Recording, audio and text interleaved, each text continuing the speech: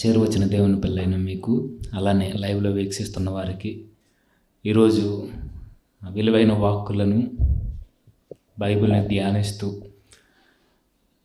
ఈ సిలువ ధ్యానాలు ఏవైతే ఉన్నావో ఈ 40 days దీని కొరకు మనం డిస్కస్ చేయడానికి మన మధ్యనున్న సహోదరులకు ప్రతి ఒక్కరికి ప్రభు అయిన యేసుక్రీస్తు వారి నామంలో నా శుభాభివందనములు. ఇక ఆలస్యం చేయకుండా, ఇప్పటికే చాలా ఆలస్యమైంది, ఫ్యాన్ ఆఫ్ చేయండి. ఇప్పటికే చాలా ఆలస్యమైంది, దయచేసి వ్యూవర్స్ క్షమించాలి మమ్మల్ని. కొన్ని అనివార్య కారణాల వల్ల లేట్ అయింది. ఏది ఏమైనా ఇక ఆలస్యం చేయక మనం ఈ బైబిల్ డిస్కషన్లోకి వెళ్దాం.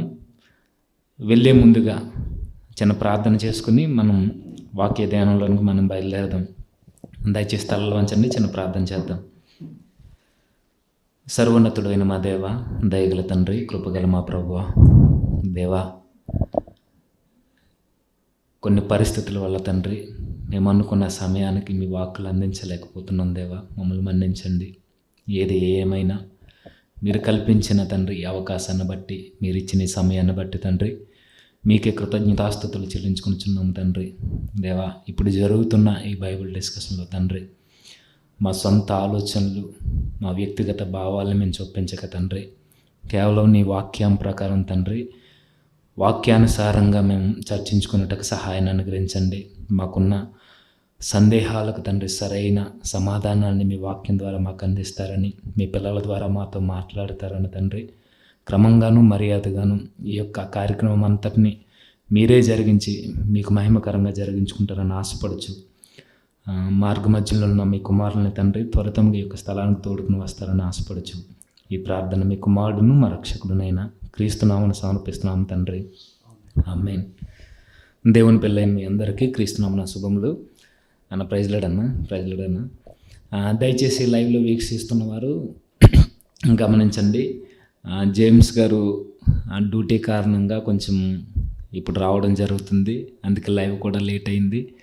ఏదేమైనప్పటికీ దేవుడు అనుకూలపరిచిన ఈ సమయాన్ని బట్టి దేవుని కృతజ్ఞతాస్తుతులు చెల్లిస్తూ ఇక ఆలస్యం చేయకుండా మనం ఇక బైబిల్ ధ్యానంలోనికి మనం వెళ్దాం.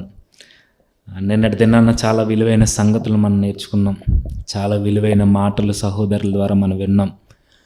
మరి ముఖ్యంగా ఈ 40 days ఏవైతే ఉన్నావో ఈ శ్రమల ధ్యాన కూటాలు, మండలకాల శ్రమల ధ్యాన కూటాలు, సిలువ ధ్యానాలు, పలు రకాల పేర్లు పెట్టుకున్న ఈ మార్చి నెలలో ప్రారంభమయ్యి ఈస్టర్తో ముగుస్తున్న ఈ 40 రోజుల ఉపవాస కూడికలు ఏవైతే ఉన్నావో వీటన్నిటిని యొక్క మూలం, ఇది ఎక్కడి నుండి పుట్టుకొచ్చింది, దీని యొక్క చరిత్ర ఏంటి, దీని బ్యాక్గ్రౌండ్ ఏంటన్నది సహోదరుల ద్వారా మనం చాలా కూలంకషంగా విన్నాం.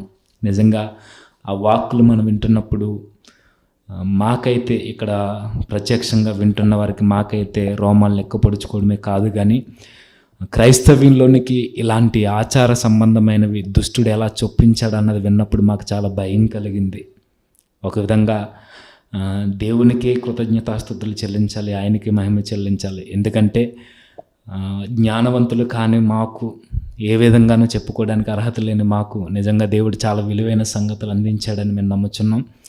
నిన్నటి వరకు చాలా విలువైన సంగతులు విన్నాం. ఇక దాన్ని కంటిన్యూ చేస్తూ నిన్న ఏదైతే విన్నామో నిమ్రోదు కొరకు, తమ్మూజు కొరకు, సెమీరామిస్ కొరకు, ఇవన్నీ క్రైస్తవ్యంలోనికి రావడానికి గల కారణం వీరు ముగ్గురే అని, ఈ శ్రమల ధ్యానాలు ఏవైతే ఉన్నావో ఈరోజు జరుగుతున్న 40 Lent days ఏవైతే ఉన్నావో దీనికి మూలం, దీని బేజం నిమ్రోదు దగ్గర నుండి ప్రారంభమైందని చరిత్ర ద్వారా మనం విన్నాం నిన్నటి దినాన.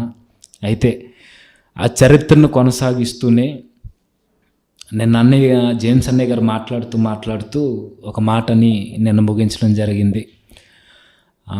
ఏదైతే వాటికన్ కౌన్సిల్ ఏదైతే ఉందో క్రీస్తు శకం 325లో దీన్ని రోమా సామ్రాజ్యానికి సంబంధించిన క్యాథలికిజం RCM వారు దీన్ని ఈ మన క్రైస్తవ్యంలోనికి తీసుకురావడం జరిగింది సంఘంలోకి. దీని మూలం ఏంటంటే నిమ్రోదు, తమ్మూజు, సెమీరామిస్ వీరిని పూజించడమే, మనుషులైన వీరిని పూజిస్తూ మదర్ అండ్ చైల్డ్ వర్షిప్ మొదలుపెట్టి దానినే క్యాథలిక్లోనికి తీసుకురావడం జరిగిందని నిన్న అనే వారం మనం విన్నాం.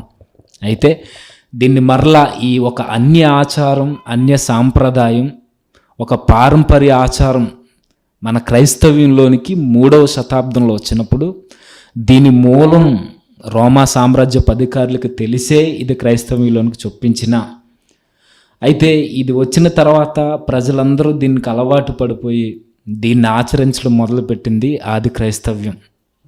క్రైస్తవులుగా పిలువబడిన వారు, క్రైస్తవులు, ఆర్సియంకి సంబంధించిన ప్రముఖ వేత్తలు అందరూ దీన్ని అధికారం వలన సంఘంలోనికి చొప్పించి ఆ అధికారాన్ని బట్టి కొన్ని దశాబ్దాలే దీన్ని కొనసాగించడం జరిగింది. అయితే దీని మూలం నిమ్రోదు, సెమీరమిస్, అలానే తమ్మూజు, ఈ అన్య దేవతలైన వారి దగ్గర నుండి వచ్చింది మూలమని ఎప్పుడైతే ఆది క్రైస్తవ్యం గుర్తెరిగిందో 5వ శతాబ్దంలో, దీన్ని గుర్తెరగగానే దీన్ని తీసివేయడం కుదరని పరిస్థితుల్లో, లేదా ఎందు నిమిత్తం ఉంచారో మనకైతే తెలియదు కానీ పూర్తిగా, అయితే ఆ ఆచారం ఇప్పటికీ కొనసాగుతుంది. ఆచారం అనొచ్చు, విలువలు అనొచ్చు, ఏదైనా మీరు ఏమైనా అనుకోండి. అయితే 5వ శతాబ్దంలోనే వీరికి తెలిసినప్పుడు దీన్ని అక్కడ పులి స్టాప్ పెట్టకుండా అలా కొనసాగించడం జరిగింది. విషయం ఏంటంటే 3వ శతాబ్దానికే దీని మూలం అదని తెలిసిన 5వ శతాబ్దం వరకు కొనసాగినప్పుడు దీని మూలం ఏదైనప్పటికీ మనుషుల్ని ఆధ్యాత్మిక స్థితిలో ఇంకనూ పెంపొందించడానికి, ఇంకా బలపరచడానికి ఈ సాంప్రదాయాన్ని, ఈ 40 డేస్ని మంచిగా ఉపయోగించుకోవాలని అప్పుడున్న పెద్దలు, అనగా బిషప్లు, రోమా సామ్రాజ్యం నుండి అధికారం బిషప్ల చేతులకు ఎప్పుడైతే వచ్చిందో ఈ పెద్దలందరూ కలిపి వీరొక నిర్ణయం తీసుకోవడం జరిగింది. ఏంటంటే ఉన్నదాన్ని పులి స్టాప్ పెట్టడం మానేసి, ఏ పరిస్థితిలో లాపలేదు మనకైతే తెలియదు కానీ దాన్ని కొనసాగించే తీరులో కొన్ని మార్పులు తీసుకొచ్చింది. ఎలా అంటే 5వ శతాబ్దంలో దీని కొరకు ఫుల్ఫిల్గా అందరికీ తెలిసినప్పుడు ఫుల్ స్టాప్ పెట్టడం కన్నా దీనిలో కొన్ని ఆధ్యాత్మిక విలువలు కలిపి పూర్తిగా బైబిల్ అనుసారంగా జరిగించాలన్న అందరూ ఒక నిర్ణయానికి వచ్చి దీన్ని కొనసాగించడం జరిగింది. ప్రాముఖ్యంగా ఈ లెంట్ డేస్ ఆ 5వ శతాబ్దంలో వీరు జోడించినవి ఏంటంటే, ఆ స్ప్రింగ్ టైంలో అనగా ఈ 40 డేస్లో జోడించినవి ఏంటంటే, ప్రాముఖ్యంగా పెద్దలు పెట్టిన విలువలు ఏంటంటే ప్రార్థన, ప్రాయశ్చిత్తం, క్షమాపణ కోరడం, పశ్చాత్తాపపడడం, మంచి క్రియలు చేయడం, బాప్తిస్మానికి సిద్ధపాటు కలిగి ఉండడానికి ఈ 40 రోజులు శ్రమ దినాల్ని ఉపయోగించుకోవాలని చాలా మంచి విలువలు అందులో జోడించడం జరిగింది. అయితే ఇక మనం ముందుకు వెళ్ళగలిగితే ఇదంతా జరిగిన తరగతి విషయం. ఇక దీని నుండి మనం ముందుకు వెళ్ళగలిగితే ఎప్పుడైతే ఇలాంటి విలువైన కొన్ని విలువలు కలిగిన వాల్యూస్ కలిగినవి ఈ పెద్దలు నిశ్చయించారో, ప్రార్థన, ప్రాయశ్చిత్తం, పశ్చాత్తాపం, ఇంకా మంచి క్రియలు చేయాలని, ఇంకా దేవుళ్ళు ఇంకా బలపడడానికి ఎవరైతే బాప్తిస్మం తీసుకోవాలని ఇష్టపడుతున్నారో వారందరూ ఈ 40 డేస్ను బాగా ఉపయోగించుకుని పశ్చాత్తాపడి మారు మనసు పొందిన వారికి ఇది ఒక మంచి అవకాశంగా ఉండాలని పెద్దలు దీన్ని హెచ్చరించడం జరిగింది. అయితే ఇప్పుడు ప్రశ్న ఏంటంటే, జేమ్స్ అన్న గారు మనకి మార్గ మధ్యలో ఉన్నారు డ్యూటీ కారణంగా, వచ్చేలోపుగా అన్న వాళ్ళు మన మధ్యన ఉన్నారు, డేవిడ్ అన్న కానీ, ప్రసాద్ అన్న కానీ, వీరి ద్వారా మనం డిస్కషన్ని కంటిన్యూ చేద్దాం. అందులోకి అన్నగారు వచ్చి మనతో జాయిన్ అవుతారు. అయితే మా ప్రశ్న ఏంటంటే అన్న, ఏవైతే పెద్దలు మంచి విలువలు నేర్పించాలని పెట్టారో, ప్రార్థన, ప్రాయశ్చిత్తం, పశ్చాత్తాపడడం, మంచి క్రియలు చేయాలని, బాప్తిస్మానికి సిద్ధపాటు కలిగి ఉండాలని ఒక విలువలు అయితే పెట్టారు. అయితే నా ప్రశ్న ఏంటంటే, పెద్దలు పెట్టిన విలువలున్న అది ఒక పారంపర్య ఆచారంగా నేటికి కొనసాగుతుంది. అలాంటివి ఈరోజు ఈ 20వ శతాబ్దంలో 21వ శతాబ్దంలో పెద్దలు పెట్టిన పారంపర్య ఆచారం మూలమైతే తప్పు, కానీ దాన్ని మనకి రెక్టిఫై చేసి మంచి విలువలు కలిగి ఉండాలని వారు మంచి పద్ధతిని ఏర్పాటు చేశారు. అది ఈరోజు ఆచారం అయింది. ఈ పారంపర్య ఆచారం అంటే ఏంటి, దాన్ని మనం ఎలా స్వీకరించాలి, మరి ముఖ్యంగా ఈ కాలంలో మనం ఎలా దాన్ని డెవలప్ చేసుకుంటూ ఎలా మనం ముందుకెళ్ళాలి, అసలు పారంపర్య ఆచారం అంటే ఏంటి, దీనికి సమాధానంగా మీ ఒపీనియన్ నాకు తెలియజేయండి అన్న. దేవుడు దానికి ఈ సమయాన్ని అప్పగిస్తున్నాను. మంచి తమ్ముడు, చాలా చక్కటి ప్రశ్న మరి మా మధ్యకు తీసుకురావడం జరిగింది. పారంపర్య ఆచారము అనగానే పరంపర అన్న పదాలు మనకు తెలిసినవే. పరంపర అంటారు, లేదంటే తరం తర్వాత తరం అనుసరించేది, లేదంటే పరంపర. దాన్నే తరం అన్న పరంపర అంటే ఒక తరం నుంచి ఇంకో తరం అలవాటు చేసుకున్నవి, ఆ తరం నుంచి ఇంకో తరం అలవాటు చేసుకున్నవి, అంటే తరతరాలుగా వస్తున్నటువంటివి ఎవరో ఏర్పాటు చేశారు. దాన్ని నెక్స్ట్ తరం కొనసాగిస్తూ వస్తున్న దాన్ని పరంపర అంటారు, లేదంటే పారంపర్యం. పరంపర వస్తున్న దాన్ని. అంటే ఆగకుండా కొనసాగడం అనేది ఇది మనకు కనబడుతుంది. దీని గురించి బైబిల్ గ్రంథంలో యేసుక్రీస్తు ప్రభువు వారు ఖండించిన సందర్భం ఒకటి కనబడుతుంది మనకి. ఎందుకంటే మార్క్సు వార్తలో కావచ్చు, మత్తయి వార్తలో కావచ్చు ఒక విషయం మనం చూస్తే, మార్క్సు వార్త 7వ అధ్యాయంలో మనకు అక్కడ చూసినప్పుడు యేసుక్రీస్తు ప్రభువు వారు ఈ విషయాన్ని చాలా ఖండితంగా ఖండిస్తున్నట్టుగా మనకు కనబడుతూ ఉంటుంది. 6వ వచనంలో మనం చూస్తే 7వ అధ్యాయం 6వ వచనంలో మనం చూసినప్పుడు ఆయన ఒక మాట మాట్లాడుతూ ఉంటారు. అందుకు ఆయన వారితో ఎలాగూ చెప్పాను, ఈ ప్రజలు పెదవులతో నన్ను గనపరుచుదురు కానీ వారు హృదయములు నాకు దూరముగా నున్నవి అన్నారు అని మాట్లాడుతూ, వారు అంటే ఈ ప్రజలందరూ, ఈ ప్రజల గురించి మాట్లాడుతూ ఆయన చెప్తున్న మాట ఏంటంటే, మానవులు కల్పించిన పద్ధతులు, కొన్ని పద్ధతులు ఉన్నాయట, అవి మనుషులు కల్పించినవి. ఆ పైన ఆ పద్ధతులు ఏంటో కొన్ని చెబుతుంటాడు ఆయన. ఆ పద్ధతులు మనం చూసినప్పుడు ఆ పద్ధతుల్ని కల్పించడం గురించి ఈయన తప్పు పట్టడం లేదు, కానీ ఆ కల్పించిన పద్ధతులను ఏమని చెప్తున్నారు వీళ్ళు అంటే దేవోపదేశాలుగా బోధించుచు అని చూడండి. అంటే దేవుని ఉపదేశం ఉంది, పెద్దలు కల్పించిన పద్ధతి ఉంది. అంటే పద్ధతి ఉంది, దేవుని ఉపదేశం అంటే పద్ధతి వేరుగా ఉంది, దేవుడు చెప్పిన ఉపదేశం వేరుగా ఉంది. ఇక్కడ రెండు మనకు కనపడుతున్నాయి. పద్ధతిని నేను తప్పు పట్టట్లేదు, కానీ పద్ధతిని ఏం చేస్తున్నారట వీళ్ళు, పద్ధతిని దేవోపదేశం అంటే దేవుడు చెప్పింది ఇది. మనిషి ఎప్పుడు సరెండర్ అవుతాడంటే, ఇది నేను కల్పించిందన్నా దానికి విలువ ఉండదేమో, కానీ ఇది దేవుడు చెప్పిందంటే మాత్రం ఖచ్చితంగా విలువ ఉంటుంది. అంటే మనిషి అక్కడ సరెండర్ అవుతాడు. అలా సరెండర్ చేయడం కోసం దీన్ని ఏం చేశారంటే, కల్పించింది మనుషులైనా కానీ దేవుడు కల్పించాడు, ఇది దేవుని ఉపదేశం అంటే నేనని చెప్పట్లేదు, ఇది నేను తీసుకొచ్చిందని చెప్పట్లేదు, ఇది దేవుడు చెప్పింది అని చెప్పి మార్చేయడం మొదలుపెట్టారు. ఇది దేవుడు చెప్పిందిగా చెప్పడం అంటే అబద్ధాన్ని చెప్తున్నట్టేగా. ఇది దేవుడు చెప్పింది అని చెప్పడం అబద్ధమే కాదు. ఇది నేను కల్పించిందని చెప్పొచ్చు కదా నువ్వు. ఇది నేను కల్పించింది, ఇది నా మీ ఆత్మీయ జీవితాలకు మేలు చేస్తుందని నేను ఏర్పాటు చేస్తున్నాను అంటే అది ఎంతవరకు బాగుంటుందంటే, ఇది నువ్వు కల్పించింది, నీ ఇష్టం, నీ ఒపీనియన్, అది నేను చెబుతున్నాను, ఇది ఆత్మీయ జీవితానికి మేలు చేస్తుందని నా ఒపీనియన్, అంతవరకు చెబితే బాగుంటుంది. కానీ దాన్ని తీసుకుని వచ్చి దేవుడు నాకు చెప్పాడని, దేవుడు ఏర్పాటు చేశాడని చెప్పి చెప్పడం, ఇది పూర్తిగా అబద్ధం అన్నట్టు. ఒక అబద్ధాన్ని సమాజానికి తీసుకొస్తూ పైగా ఈ ఆచారాన్ని ఎవరి మీద రుద్దుతున్నారంటే దేవుడి మీద రుద్దేస్తున్నారు. దేవుడు కల్పించింది ఇది. దాన్ని ఇక్కడ ఆయన తప్పబడుతూ చెప్తున్నాడు, ఇదిగో మనుషులు కల్పించిన పద్ధతులు దేవోపదేశములను బోధించుచు నన్ను వ్యర్థముగా ఆరాధిస్తున్నారు అని. ఎప్పుడూ కూడా కొన్ని విషయాలు ఖచ్చితంగా దేవుడు చెప్తే దేవుడు చెప్పిందని చెప్పాలి, లేదంటే మనుషులు కల్పిస్తే మనుషులు కల్పించిందని చెప్పాలి. కొన్ని విషయాలు మనకు కనపడుతూ ఉంటాయి. ఒక విషయం మనం కనిపిస్తే ఒక విషయం మనం చూస్తే కొరింథీయులకు రాసిన పత్రికలో ఒక మాట మనకు కనబడుతుంటుంది. చూడండి, కొరింథీయులకు రాసినటువంటి పత్రిక 11వ అధ్యాయంలో రాయబడుతున్నటువంటి మాట. 11వ అధ్యాయం, కొరింథీయులకు రాసినటువంటి మొదటి పత్రిక 11వ అధ్యాయంలో మనం చూసినప్పుడు పౌలు గారు చాలా స్ట్రాంగ్గా మాట్లాడుతూ ఉంటాడు. స్ట్రాంగ్గా మాట్లాడుతూ 2వ వచనంలో మాట్లాడుతున్న మాట చూడండి. 2వ వచనం, 11వ అధ్యాయం 2వ వచనంలో మాట్లాడుతున్న మాట మనం చూస్తే, మీరు అన్ని విషయంలో నన్ను జ్ఞాపకము చేసుకొనుచు అన్నాడు. చూడండి, నేను మీకు అప్పగించిన కట్టడలు. ఎవరు? నేను మీకు. ఎంత స్ట్రాంగ్గా చెప్తున్నా చూడండి, నేను మీకు అప్పగించిన కట్టడలు గైకొనుచున్నారని మిమ్మును మెచ్చుకొనను అన్నాడు. ఆ కట్టడల దగ్గర మాట రాస్తూ కింద చెప్తున్నాడు, ఏంటిదంటే పారంపర్యము అని. ఈయన కొన్ని అప్పగిస్తున్నట్టు కొన్ని కట్టడలు. ఆ కట్టడలు ఏంటంటే, ఆ స్త్రీ తల మీద ముసుగు వేసుకోవాలి, ఇవన్నీ శరీర సంబంధమైన కొన్ని విషయాలు మాట్లాడుతుంటాడు. ఏంటంటే స్త్రీ తల మీద ముసుగు వేసుకోవాలి, పురుషుడు తల మీద ముసుగు వేసుకోకూడదు.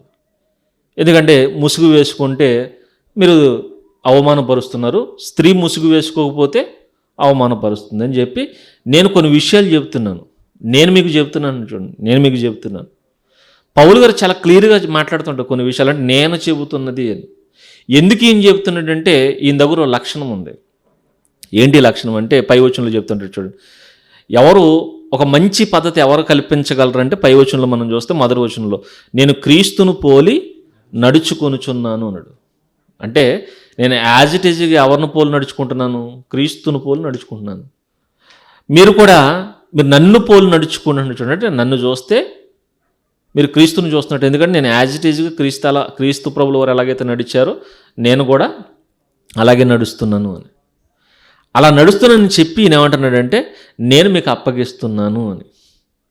అలాగే నిన్న కూడా నేను ఒక విషయం చెప్పాను, మీరు ఎలా ఉండాలంటే మీరు అందరూ కూడా నాలా ఉంటే మంచిదని నేను అనుకుంటున్నాను. ఇది నా హితోపదేశమే కానీ ఆజ్ఞ కాదు అని చెప్పేసాడుగా. అంటే ఇది నేను మీకు చెబుతుంది, ఇది నేను చెబుతుంది, నేను ఏర్పాటు చేస్తున్నాను. ఇది నా హితోపదేశం, మీ జీవితాలకి ఇది మంచిదని నేను అనుకుంటున్నాను. మీరు చేస్తే మంచిది, మీకు చెయ్యాలనిపిస్తే చేయండి, ఇది ఆజ్ఞ కాదు.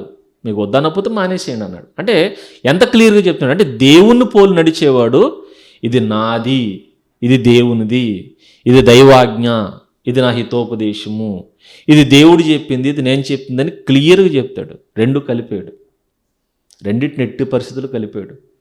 వీడు చెబుతున్న దాన్ని దేవుడు చెబుతున్న దానిగా ఎట్టి పరిస్థితులు చెప్పడు. అందుకే దేవుడు చెప్తుందన్న దానికి బేస్ చూపిస్తాడు వాడు. దేవుని ప్రకారం అంటే దేవుని వాక్య ప్రకారం నడిచేవాడు ఏం చేస్తాడంటే వాక్యంలో మనకు బేస్ చూపిస్తాడు.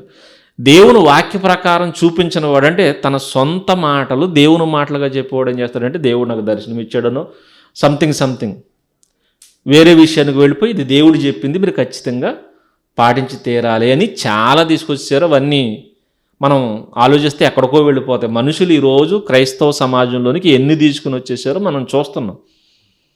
ఈ మధ్యకాలంలో ఇంకో దరిద్రాన్ని కూడా తీసుకొచ్చారు, అది కూడా మనం చూస్తున్నాం. ఈ మధ్యకాలం ఏదో ఒక అన్యుల ఆచారాన్ని మనం కూడా పాటించాలి, దాన్ని మారుస్తున్నారు వేరొక కోణంలో మార్చి, ఇదిగో ఈ బొట్టు అనేది వాళ్ళు అలా పెట్టుకుంటారు, మనం ఎలా పెట్టుకోవాలి తీసుకొస్తున్నారు. ఎన్నో తీసుకొచ్చారు, అలాంటి బోల్డ్ అని వచ్చేసినాయి. మనం ఆలోచిస్తే మనుషులు తీసుకొచ్చేసిన బోల్డ్ అని వచ్చేసింది. చెబుతున్నవాడు ఒకటి చెప్పాలి, ఇది నా హితోపదేశమా దైవాజ్ఞ.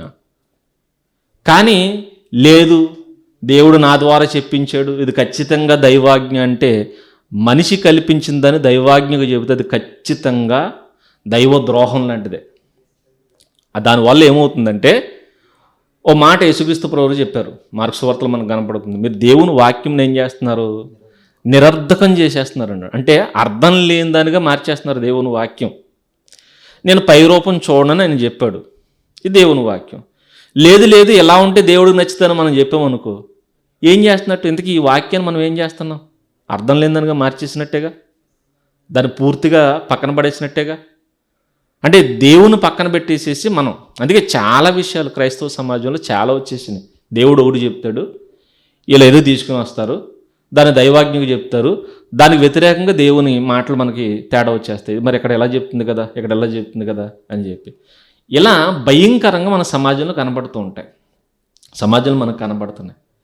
ఇలా ప్రతి విషయాన్ని మనం ఆలోచించుకుంటూ వస్తే దైవాజ్ఞ లేకపోతే మనుషులు కల్పించిందా, ఈ విషయాలు. ఎందుకంటే మనుషులు కల్పించింది వాక్యాన్ని నిరర్థకం చేస్తే అసలు అది పొరపాటును కూడా మనం పాటించకూడదు.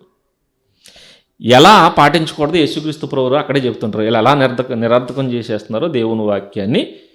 ఓ మాట మార్కు సువార్తలో మనం చూసినప్పుడు ఒక ప్రాముఖ్యమైన విషయాన్ని ఆయన మాట్లాడుతూ ఉంటాడు. 8వ వచనంలో రాయబడుతున్న మాట, మీరు దేవుని ఆజ్ఞను విడిచిపెట్టి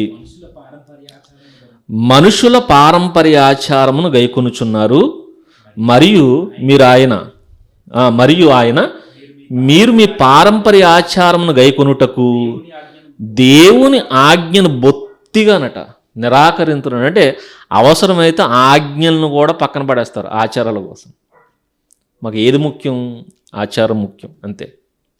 ఆచారం కోసం పూర్తిగా బొత్తిగా, అంటే ఏది గొప్పది అని వాళ్ళ ముందు ఆచారాన్ని పెట్టి ఆజ్ఞను పెడితే ఆచారమే గొప్పది, మాకు ఆజ్ఞ అవసరంలా.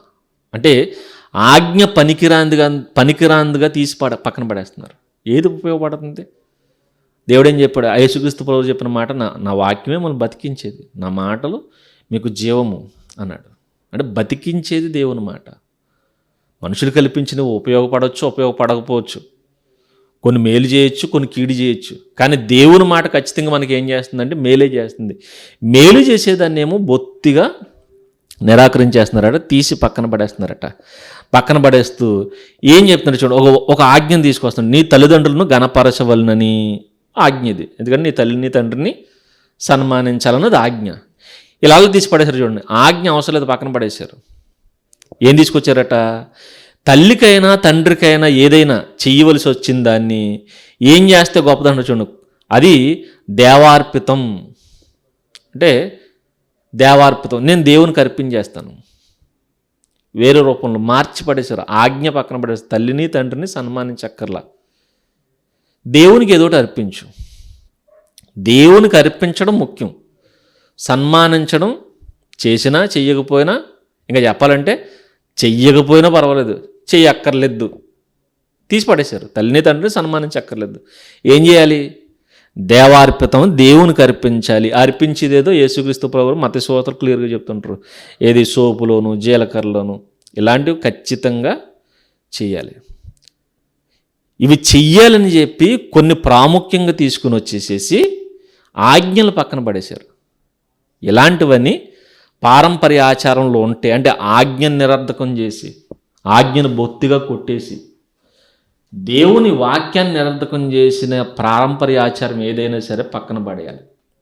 లేదు, వాక్యాన్ని నిరర్ధకం చేయకుండా వాక్యానికి ఉపయోగపడేది, వాక్యానికి తోడ్పడే ఆచారం ఏదైనా ఉంటే దాన్ని ఖచ్చితంగా మనం పాటించిన తప్పలేదు. ఎందుకంటే అది కూడా అలా చెప్పాలంటే ఇది నా హితోపదేశం అని ఖచ్చితంగా చెప్పు ఉండాలి. మనుషులు క్లియర్గా ఇది చెప్పు ఉండాలి. ఎందుకంటే ఇది నేను కల్పిస్తుంది. ఇది ఖచ్చితంగా చెయ్యాలని దేవుడు చెప్పిన దాన్ని దేవుడు చెప్పినట్టుగా చెప్పాలి.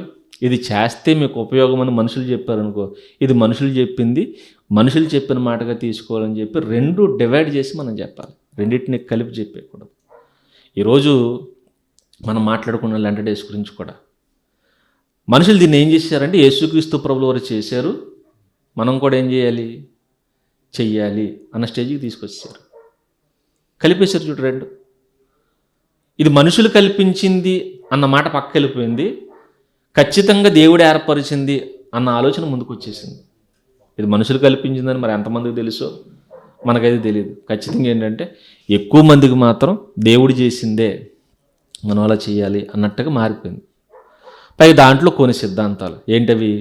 కాళ్ళకు చెప్పులు వేసుకోకూడదు అని. ఈ 40 రోజులు చాలామంది చెప్పులు వేసుకోకుండా నడుస్తుంటారు.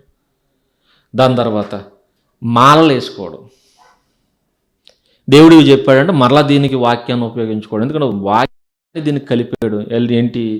నాజీరు చేయబడిన వాడు అని దాన్ని తీసుకుని వచ్చి దీనికి కలిపాడు. చెప్పులు వేసుకోకూడదన్న దాని దగ్గర ఏమో ఇదిగో మోషే గారు ఏం చేశారు? పొద దగ్గర దేవదూత మాట్లాడుతున్న సమయంలో నడిచి వెళుతున్నప్పుడు ఏం చేయమన్నాడు? చెప్పులు తీసేయమన్నాడు, చెప్పులు వేసుకోకూడదు అని మరొకటి. ఇలా ఇంకొకటి చాలా విషయాలు.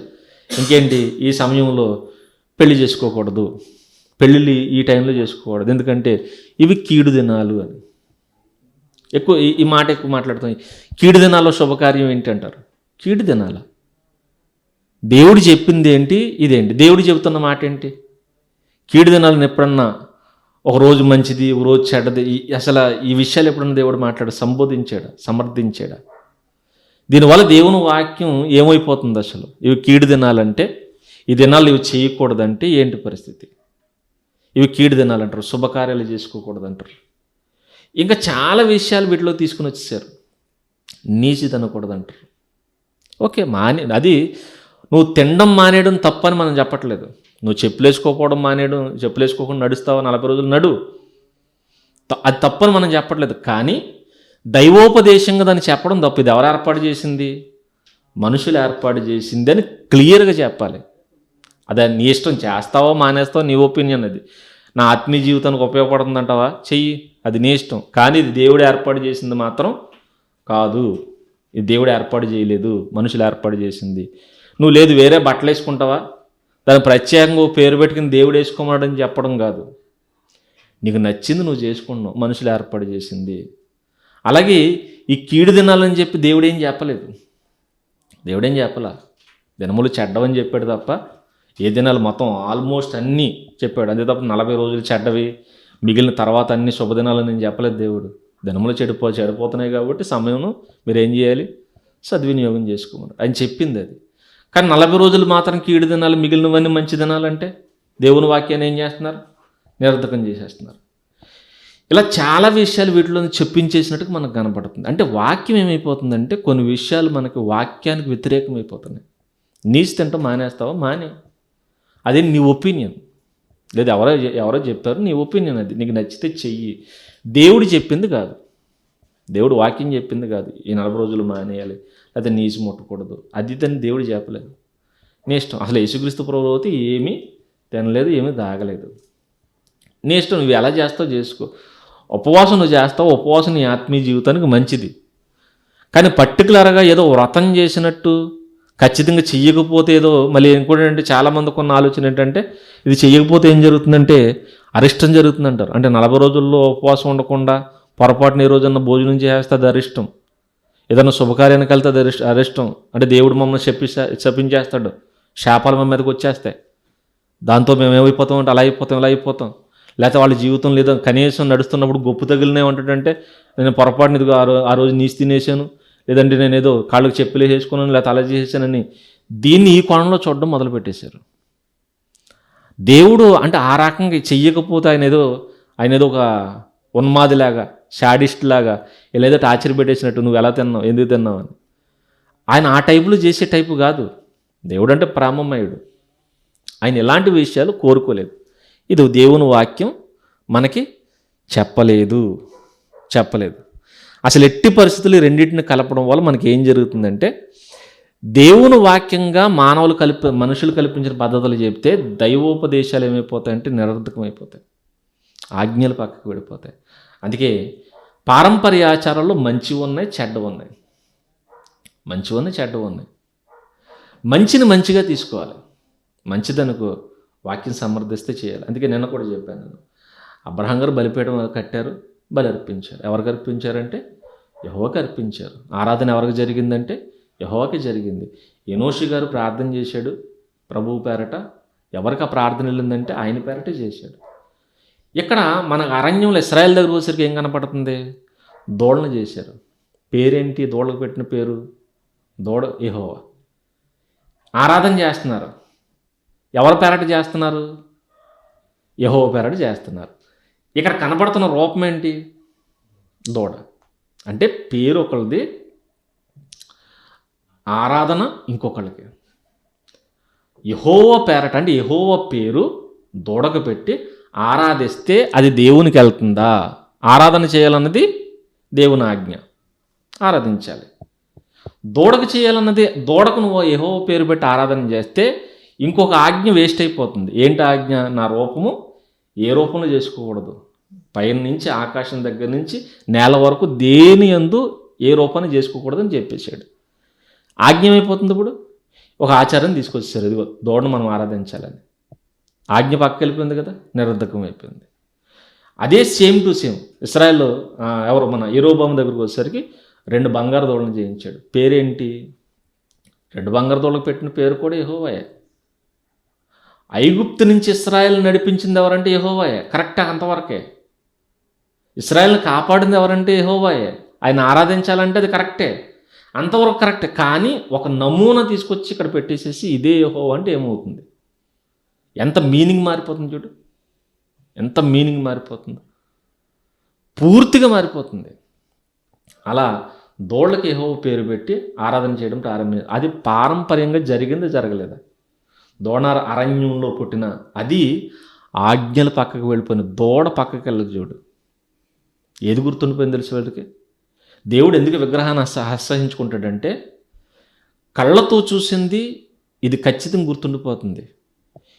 ఈ రూపం మనం చూసే దృశ్యం మనం ఎంత ప్రభావితం చేస్తుందంటే అంత ప్రభావితం చేస్తుంది. ఈ దృశ్యం మాత్రం కంటిన్యూ అయిపోయింది, చెప్పిన మాట మాత్రం అక్కడ ఆగిపోయింది. అంటే ఆచారం ప్రవేశిస్తే ఆజ్ఞలు కనుమరుగైపోతాయి. ఇది గుర్తుపెట్టుకోవాలి మనం. ఆచారం అంటే యెహోవా పెరట ఆరాధనని ఆచారంగా మార్చేసారు వాళ్ళు. దూడకి ఆరాధించడం ఆచారం, పద్ధతి. ఆజ్ఞలు ఏమైపోయినాయంటే అక్కడితో ఆగిపోయినాయి. ఆచారం మాత్రం కొనసాగిపోయింది. తరతరాలు వచ్చేసింది. దేవుడు ఎన్ని తరాలతో మాట్లాడాడు, అసలు ఎన్ని తరాలు వచ్చేసింది. ఆజ్ఞలు ఏమైపోయినాయట? ఎవరు? యోషియా కాలంలోన ధర్మశాస్త్రం ఏది దొరుకుతుంది? హోషియాను, హిజ్కియా, ఒక రాజు యోషియా కాలంలో ధర్మశాస్త్రం దొరికిందట. అంటే ఏమైపోయింది చూడు. యోషియా ఈ విగ్రహాలన్నింటినీ ధ్వంసం చేసేటప్పుడు, అంటే అప్పటి వరకు విగ్రహం ఉంది కానీ ధర్మశాస్త్రం ఏమైపోయింది, కనుమరుగైపోయింది. దూడ మాత్రం, అంటే విగ్రహాలు మాత్రం నిలబడిపోయి ఆజ్ఞలు కనుమరుగైపోయినాయి, వాక్యం కనుమరుగైపోయింది. ఆచారాలు మనిషి బతికించేస్తాడు, ఆచారాలు బతికినయా, ఆజ్ఞలు మాత్రం కనుమరుగైపోతాయి. అందుకే ఎక్కువ శాతం ఏంటంటే ఆజ్ఞలే బయటకు రావాలి. అపోస్తులు కానీ మిగిలిన వాళ్ళు కానీ అందుకే ఏ ఆచారాన్ని ఎంకరేజ్ చేయలేదు. పౌలు గారు కూడా నేను మీకు పారంపర్య ఆచారాలు ఇస్తున్నాను ఆజ్ఞలే చెప్పాడు ఆయన. ఏంటది? తల మీద ముసుగు వేసుకో. అక్కడ కూడా ఇదిగో పురుషుడు దేవుని మహిమ అంటాడు, స్త్రీ పురుషుడి నుండి వచ్చింది. అంటే వాక్యాన్నే ఏం చేస్తుందంటే ఇలా చూపిస్తున్నాడు. ఎందుకు స్త్రీని ముసుగు వేసుకోమన్నాడు అంటే, నీకు శిరస్సు ఎవరు, నీ తల కనపడకుండా ఎందుకు కప్పేసుకోమన్నాడు? జస్ట్ నేను బాడీ మాత్రమే. ఎవరి హెడ్ కనపడాలి? ఒక పురుషుడి హెడ్ కనపడాలి. అంటే నాకు శిరస్సు ఎవరంటే స్త్రీని ఒక బాడీగా, పురుషుడిని ఒక హెడ్గా చూపిస్తున్నాడు. ఎలా చూపిస్తున్నాడు? ఒక వాక్యాన్ని ఒక ఎగ్జాంపుల్గా చూపిస్తున్నాడు. అంటే నువ్వు శరీరానివి, ఆయన నీకు శిరస్సు. ఎవరి మాట వినాలి శరీరం అంటే? ఆయన మాట వినాలి, ఎందుకంటే నువ్వు పురుషుల నుండి వచ్చావు అని ఒక ఆచారం. ఎంత మీనింగ్ఫుల్ ఆచారం అది, ఎంత మీనింగ్ఫుల్ ఆచారం. నువ్వు ముసుగు వేసుకోవాలి అని చెప్పాడు. దాంట్లో ఆజ్ఞ కనపడుతుందా? కనపడలేదు మనకి. ఆజ్ఞ కనపడుతుందంటే పురుషుడు శిరస్సు అని చెప్పడానికి ఒరే నువ్వు ముసుగు వేసుకోవద్దు అని చెప్పాడు. నువ్వు బాడీ అని చెప్పడానికి అసలు నీ తల కనపడవద్దు అని చెప్పి ముసుగు వేసేసాడు. అంటే ఆచారంలో కూడా పౌలు గారు కల్పించిన ఆచారంలో ఎంత మీనింగ్ ఉందో చూడండి, ఎంత మీనింగ్ ఉందో. అంటే దేవుని వాక్యం అక్కడ మనకు స్పష్టంగా కనబడుతుంది. అలాగే ఏ ఆచారం మనిషి కల్పించినా దేవుని వాక్యం కనబడితే బేసిక్గా దాన్ని ఏం చేయొచ్చు, మనం కొనసాగించవచ్చు. ఎందుకంటే వాక్యం నెరవేరుతుంది, అక్కడ వాక్యం కనబడుతుంది. వాక్యాన్ని ఎగ్జాంపుల్గా చూపిస్తున్నారు వాళ్ళు, వాక్యాన్ని చూపిస్తున్నారు. వాక్యం కనబడకుండా వాక్యాన్ని మార్చేసి ఇంకోటి ఏదైనా వచ్చిందనుకో ఆచారం, వెంటనే ఖచ్చితంగా దాన్ని మనం ఖండించాలి. ఎందుకంటే ఆ ఆచారం భయంకరమైన ఆచారంగా మారిపోతుంది. ఎలా మారిపోతుందంటే ఆజ్ఞను సైతం నిరర్ధకం చేసే ఆచారంగా మారిపోతుంది, భయంకరమైన ఆచారంగా మారిపోతుంది. ఆచారం బతికేస్తుంది, ఆజ్ఞలు కనుమరుగైపోతాయి. అందుకే ఆ విషయాన్ని క్లియర్ కట్గా యేసుక్రీస్తు ప్రభువు చెప్తుంటారు. ఎందుకంటే మీరు దైవోపదేశాలకు ఎందుకు చెప్తున్నారు? ఎందుకు మనిషి ఆచారం బతికించేస్తున్నాడు తెలుసా? ఎందుకంటే మనిషి ఇది నా పద్ధతి అని చెప్పడం. ఏం చెప్తున్నాడు? ఇది దేవుడు కల్పించిందంటే మనిషి బతికేస్తాడు. నాది అంటే ఎంతోమంది కల్పించిన పద్ధతులు ఉన్నాయి సమాజంలో, ఎన్నో మతాలు ఉన్నాయి మనకు తెలుసు. ఆచారాలు వాళ్ళకు ఉన్నాయా లేవా? ఉన్నాయి. ఆ మతాలను అంతరించిపోయి వాళ్ళు కల్పించిన ఆచారాలు కూడా అంతరించిపోయినాయి. మరి దేవుని ఎవరైతే వీళ్ళు ఉన్నారో వాక్యాన్ని పక్కన పెట్టి నిలబెట్టిన ఆచారాలు మాత్రం ఎందుకు ఉండిపోయి అంటే ఇది ఇలా ఏం చెప్పారు?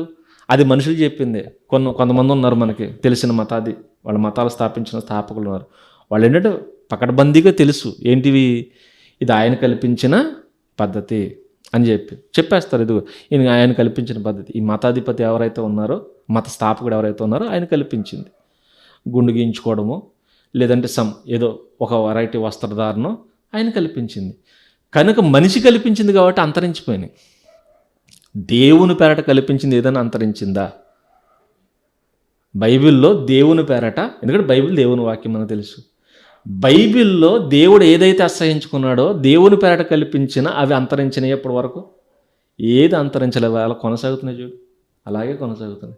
ఎందుకు అంతరించలేదు అంటే దేవుని చూపిస్తున్నారు. యెహోవా కరెక్టే, కానీ దూడ మాత్రం కరెక్ట్ కాదు.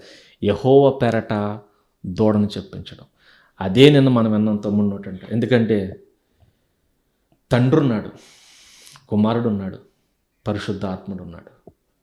ఈ ముగ్గురు స్థానంలో దెయ్యం ఎవరిని తీసుకొచ్చేసింది? నిమ్రోదు, సెమిరామిస్, తమ్మూజు, ముగ్గురిని తీసుకొచ్చి పెట్టిన. అంటే పేర్లు అయ్యే త్రిత్వమే, కానీ త్రిత్వంలో ముగ్గురిని ఇమిట్ చేసింది. అలాగే తమ్మూజు మళ్ళీ తిరిగి పునరుద్ధానం గురించి మనకు తెలుసు. యేసుక్రీస్తు పునరుద్ధానం గురించి ఎప్పటి నుంచి నమ్ముతున్నారు? ఆయన వస్తాడు, మనం బతికిస్తాడని ప్రారంభ ఆదాం దగ్గర నుంచి వస్తున్నటువంటి నమ్మకం. ఆ నమ్మకాన్ని చూడు ఎలా మార్చేసాడు అంటే వాడు చనిపోతాడు, తిరిగి లేస్తాడు. చూసారు, పేర్లు మార్చేసింది. ఆచారం అంటే దేవుడు ఆజ్ఞ ఇచ్చాడు, స్త్రీ సంతానముగా ఆయన పుడతాడు అని చెప్పి ఒక ఆజ్ఞ ఇచ్చి ఆయన గర్భవాసం ఆయన ప్రణాళిక చెబితే ఆ ప్రణాళికలో ముగ్గురిని తీసుకొచ్చి ఇది పెట్టేసింది. ఈ ముగ్గురు ఇప్పటికీ బతికే ఉన్నారు. నిన్న మెసేజ్లో మనం అదే అన్నాం, ఎప్పటికీ బతికే ఉన్నారు. అలా పేర్లు ఎవరికి కనపడుతున్నాయి? దేవుడికి కనపడుతున్నాయి. ఎంత విచిత్రమో చూడు, పేర్లేమో దేవుడికి కనపడుతున్నాయి, ఆకారాలు మాత్రం వీళ్ళే కనపడుతున్నాయి. పేరు యెహోవాది, ఆకారం దూడది. ఎప్పటికి కూడా మరియమ్మ గారి పేరు కనపడుతుంది, యేసుక్రీస్తు ప్రభువుల వారి పేరు కనపడుతుంది, కానీ ఆకారాలు మాత్రం వాళ్ళే కనపడలేదు. ఇప్పుడు మనం వాటి పేరట ఆరాధన చేస్తే ఆరాధన చేసినట్ట, అది ఆచారం చేసినట్ట, ఏం చేసినట్టు? దీన్ని ఏ ఆచారంగా మనం తీసుకోవాలి? దైవాజ్ఞగా తీసుకోవాలా, లేకపోతే ఈ ఆచారం వల్ల దేవుని ఆజ్ఞలు పక్కకు వెళ్ళిపోతున్నాయి? ఈ పారంపర్య ఆచారం మనం ఎలా తీసుకోవాలి అసలు? అందుకే ఎలా తమ్ముడు వచ్చాడు కాబట్టి నేను కంక్లూజన్ ఇచ్చేస్తాను. పారంపర్య ఆచారం అనగానే మరలా ఏంటంటే, మనుషులు కల్పించిందైతే దాన్ని దైవోపదేశంగా బోధించకూడదు. ఖచ్చితంగా అది మనుషులు కల్పించినట్టుగా, నేను కల్పించిందని పౌలు గారు ఎంత స్ట్రైట్గా చెప్తున్నాడో అంత స్ట్రైట్గా చెప్పాలి. వాక్య ప్రకారం చెప్పాడో తల చెప్తాడు. అలా కాకుండా ఇరికించారా, అది ఖచ్చితంగా భయంకరమైన పారంపర్య ఆచారం. దాన్ని కొనసాగించడం మంచిది కాదు. మన ఆత్మీయ జీవితానికి చాలా ప్రమాదకరం. మన ఆత్మీయ జీవితానికి కాదు, రాబోతున్న తరాలకి ఇది విష సంస్కృతిగా మారిపోయిన ఆశ్చర్యం లేదు. ఎందుకంటే అరణ్యంలో వాళ్ళు మొదలుపెట్టిన ఆచారం విష సంస్కృతి అయిపోయిన తర్వాత మనం చూసాం అది ఎంతమందిని నాశనం చేసిందో. మన కళ్ళారా మనం చదువుతున్నప్పుడు మన కళ్ళకు కట్టినట్టు కనపడుతుంటాయి దృశ్యాలన్నీ. అలాగే ఇలాంటివి ఇంకెంతమందిని నాశనం చేస్తాయో మనం తెలుసుకోవాలి. కనుక మనుషులు కల్పించింది దేవోపదేశాలుగా అసలు బోధించకూడదు. అందుకే మళ్ళా చెప్తున్న మాట ఏంటంటే, ఈ 40 దినాలు అనేవి కేవలం మనుషులు కల్పించిన పద్ధతులు, దైవోపదేశాలు మాత్రం కాదు. మేలు కలుగుతుందా చూద్దాం. ఇంకా తర్వాత వీళ్ళ గురించి ఏం మేలు జరుగుతుందో, వీళ్ళని ఎలా చూడాలో ముందు చూద్దాం. థ్యాంక్ యూ బ్రదర్, చాలా చక్కగా సుదీర్ఘమైన వివరణ. నిజముగా అడిగిన ప్రశ్నకి చక్కగా ఓపికతో మా అందరికీ బైబిల్ నుండి ఎన్నో ఆధారాలు చూపిస్తూ మమ్మల్ని ఇంకా బలపరిచినందుకు ప్రత్యేకమైన వందనాలన్న. నిజమే అన్న, మీరు చెప్పింది అక్షర సత్యం. ఎందుకంటే మొదట్లో దీన్ని ప్రారంభించిన వారు ఒక పద్ధతిగా ప్రారంభిస్తే కొన్ని సంవత్సరాలు గడిచేసరికి అదొక ఆచారంగా మారిపోయింది. ఆచారం కాస్త ఈ లేటెస్ట్ ట్రెండ్లో ఈ 2022లో అది మరీ దారుణంగా అన్యాచారంగా తయారైపోయిందన్నాను కూడా మనం వెనకన్న అవసరం లేదు. పద్ధతి కాస్త మారిపోయి ఆచారమైంది, ఆచారం కాస్త మరలా అన్యాచారాలను కూడా దిగిపోతున్నారు. ఎలా అంటే, ఒక విధంగా చెప్పాలంటే పద్ధతిగా ప్రారంభమైనప్పుడు చాలా విలువలు ఉన్నాయి ఇందులో. ఈ 5వ శతాబ్దంలో కానీ 3వ శతాబ్దం నుండి 5 వరకు ఎలాంటి విలువలు ఉన్నాయంటే, ఏవైతే ఈరోజు ఆచరిస్తున్నారో మాంసం తినకూడదని, ఇంకా పెళ్ళిళ్ళు చేసుకోకూడదని, శుభకార్యాలు చేసుకోకూడదని, ఇవి ఏవైతే ఉన్నావో నిజంగా పెద్దలు చాలా ఆలోచించి పెట్టారు. ఎందుకంటే ఆ 40 డేస్ ఒక వ్యక్తి మారు మనసు పొందిన తర్వాత ఆ వ్యక్తికి బాప్తిస్మం ఇవ్వాలంటే ఇక మిగిలిన కార్యక్రమంలో కాకుండా తన మనసు నిగ్రహం చేసుకుని కేవలం దేవుని మీద ఆధారపడి బాప్తిస్మంలో అడుగు పెట్టాలని, నిజముగా క్రీస్తులో ఎదగడానికి ఇంకా వేరే కార్యకలాపాలు పెట్టుకోకూడదని. మాంసం ఎందుకు తినొద్దన్నారంటే, చరిత్ర ప్రకారమైన వారు పెట్టిన మంచి ఆలోచన ఏంటంటే, మాంసం వల్ల మత్తులైపోతారు కాబట్టి ప్రార్థనలో కానీ పశ్చాత్తాపడడంలో కానీ బాప్తిస్మం తీసుకోవాలన్న ఆలోచన ఉన్నవారు మత్తులు కాకుండా ఉండాలి, వారి శరీరాన్ని నల్లగొట్టుకోవాలన్న ఒక మంచి ఆలోచనతో పెట్టారు. ఇక శుభకార్యాలు, పెళ్ళిళ్ళు అంటారా, ఇవైతే ఇంకా సమయాన్ని వృధా చేయకుండా ఈ 40 డేస్ దేవుని కొరకు కరెక్ట్గా వీళ్ళు బ్రతికితే ఇక వారి పునాదులు ఇంకా ముందుకు తీసుకెళ్ళొచ్చని ఒక మంచి ఆలోచన పెట్టారు. అది ఈరోజు ఎలా తయారైందంటే, ఇవి చేస్తున్నారు ఉపవాసాలుగా, ఏవైతే పెద్దలు పెట్టారో మెయిన్గా పశ్చాత్తాపం లేదు, ఉపవాసాలు కూడా అటు ఇటు అయిపోయాయి, ప్రార్థనా జీవితం లేదు, ప్రాముఖ్యంగా మంచి క్రియలు కూడా చేయాలని పెట్టారు. ఇంకొకటి బాప్తిస్మం తీసుకోవాలని, ఇలా విలువలు పెట్టినవన్నీ పక్కకు పోయాయి. మాంసం తినకపోవడం, పెళ్ళిళ్ళు చేసుకోకపోవడం, ఏవైతే మీరు చెప్పినట్టుగా ఆచారాలు మాత్రం అలవాటు చేసుకున్నారు. కావాలనుకున్నది పక్కన పెట్టారు, విలువలు పక్కన పెట్టేసి ఆచారాలను అలవాటు చేసుకున్నారు. నిజంగా చాలా చక్కని వివరణ ఇచ్చారన్న. అలానే మీరు మాట్లాడుతూ కూడా ఒక మాట అన్నారు, నిజంగా అది మంచిని నేర్పించేదైతే మనం దాన్ని కొనసాగించవచ్చు. మంచిగానే పెట్టారు కానీ ఈరోజు దాన్ని కొలాప్స్ చేశారు. కాబట్టి చాలా చక్కని వివరణ ఇచ్చినందుకు ఈ కార్యక్రమం తరపున ప్రత్యేకమైన వందనాలన్న.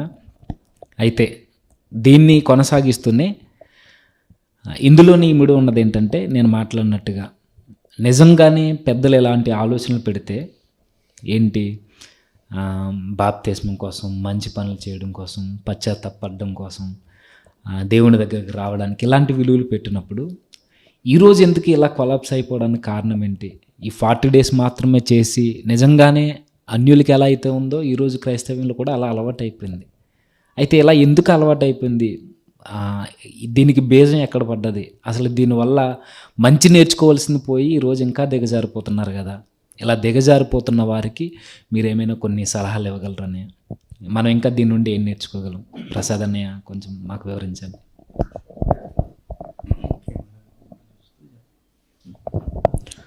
అందరికీ ఉన్నారండి. మరి ముఖ్యంగా యాక్చువల్లీ కార్యక్రమాన్ని 5 గంటలకు మనం ప్రారంభించుకోవాలి. మరి మనందరికీ తెలుసు, సహోదరులు జేమ్స్ గారు చేస్తున్నటువంటి డ్యూటీ ఒత్తిడి కారణంగా ఒకానొక సమయంలో ఈ కార్యక్రమాన్ని ఆపేద్దామని నిర్ణయానికి వచ్చేసాం. ఏది ఏమైనా తలపెట్టింది జరగాలి కనుక దేవుని కృపను బట్టి మరి సహోదరులు మన మధ్యకు నడిపించబడ్డారు. చాలామంది కామెంట్స్ రూపంలో కూడా అడుగుతున్నారు, మనం దీన్ని చేయొచ్చా చేయకూడదా, స్ట్రైట్గా 2 ముక్కల్లో చెప్పేయండి అని అడుగుతున్నారు. మేము చెప్పేదానికన్నా చెబుతున్న వివరణ నుండి మీరు ఒక అభిప్రాయానికి రండి. ఆల్రెడీ నిన్న మేము చెప్పాం, మేము ఎవరో లెంట్ పాటించాం, మా సంఘాల్లోనే చెప్పాం. కానీ ఒక వివరణ నిన్న నుంచి మేమందరం ఇవ్వడం జరుగుతుంది. దయచేసి పూర్తిగా వినండి, ఒక అభిప్రాయానికి మీరు రావాలి. అలాగే సహోదరులు తమ్ముడు మాట్లాడుతూ దీని ద్వారా మనం ఏం నేర్చుకోవాలి, సూచనలు సలహాలు ఏమైనా ఇవ్వండి అని అడిగినప్పుడు, ఆ తర్వాత దీనికి ఒక కంక్లూజన్ ఇవ్వడానికి సహోదరులు జేమ్స్ గారు మన మధ్య ఉన్నారు కనుక ఒక 5 నిమిషాలు నేను ఈ సంగతిని మాట్లాడతాను. ఈ అంత్య దినాల్లో మనిషి యొక్క స్వభావం ఎలా మారిపోద్ది అని లేఖనం చెప్పింది అంటే, మనిషట దేవుని కంటే సుఖాన్ని ఎక్కువ కోరుకునేవాడుగా మారిపోతాడట. భక్తిలో శక్తిని ఆశ్రయించిన వాడుగా మారిపోతాడని లేఖనం చెప్పింది. ఇప్పుడు ఈ లెంటు ఆచరించే వారి పరిస్థితిని చూస్తే ఖచ్చితంగా ప్రతి క్రైస్తవుడికి తెలిసిన సత్యం ఏంటంటే శ్రమలు పడాలి. ఖచ్చితంగా ప్రతి క్రైస్తవుడు కూడా శ్రమ పడాలి. పరలోకానికి అర్హత ఏంటి అని అంటే, మనం అనేక శ్రమలు అనుభవించి పరలోక రాజ్యానికి వెళ్ళాలి. పౌలు గారు ఎన్నో సందర్భాల్లో నొక్కి వక్కానించారు, ప్రభు వారు కూడా చెప్పారు.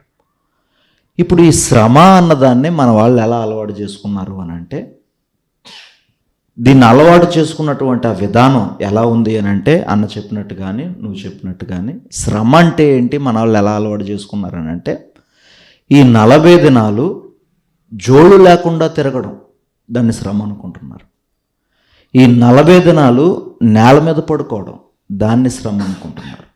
ఈ 40 దినాలు మాంసం తినడం మానేయడం దాన్ని శ్రమ అనుకుంటున్నారు. ఈ 40 దినాలు సెక్సువల్ లైఫ్కి దూరంగా ఉండడం దాన్ని శ్రమ అనుకుంటున్నారు. ఈ 40 దినాలు శుభకార్యాలకు వెళ్ళకపోవడం దాన్ని శ్రమ అనుకుంటున్నారు.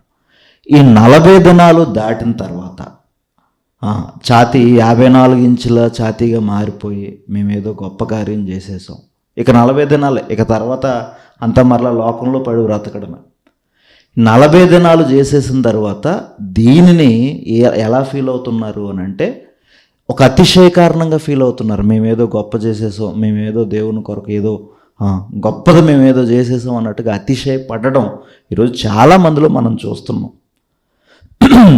ఇది వారు కూడా అంగీకరించాల్సినటువంటి సత్యం. ఎందుకు అని అంటే, అతిశయం మనిషికి ఎందుకు వస్తుంది అని అంటే, మనం ఒక కార్యాన్ని చేసినప్పుడు ఆ కార్యము దేవునికి సంబంధించింది అన్న ఫీల్ మనకి ఎప్పుడైతే కలుగుతుందో మనకు ఒక అతిశయం ఏర్పడుతుంది. ఇప్పుడు ప్రభువు వారు చెప్పినట్టు సొంకరి పరిసైడు ప్రార్థన. పరిసైడు ఎందుకు అంత ఉబ్బిపోతున్నాడు?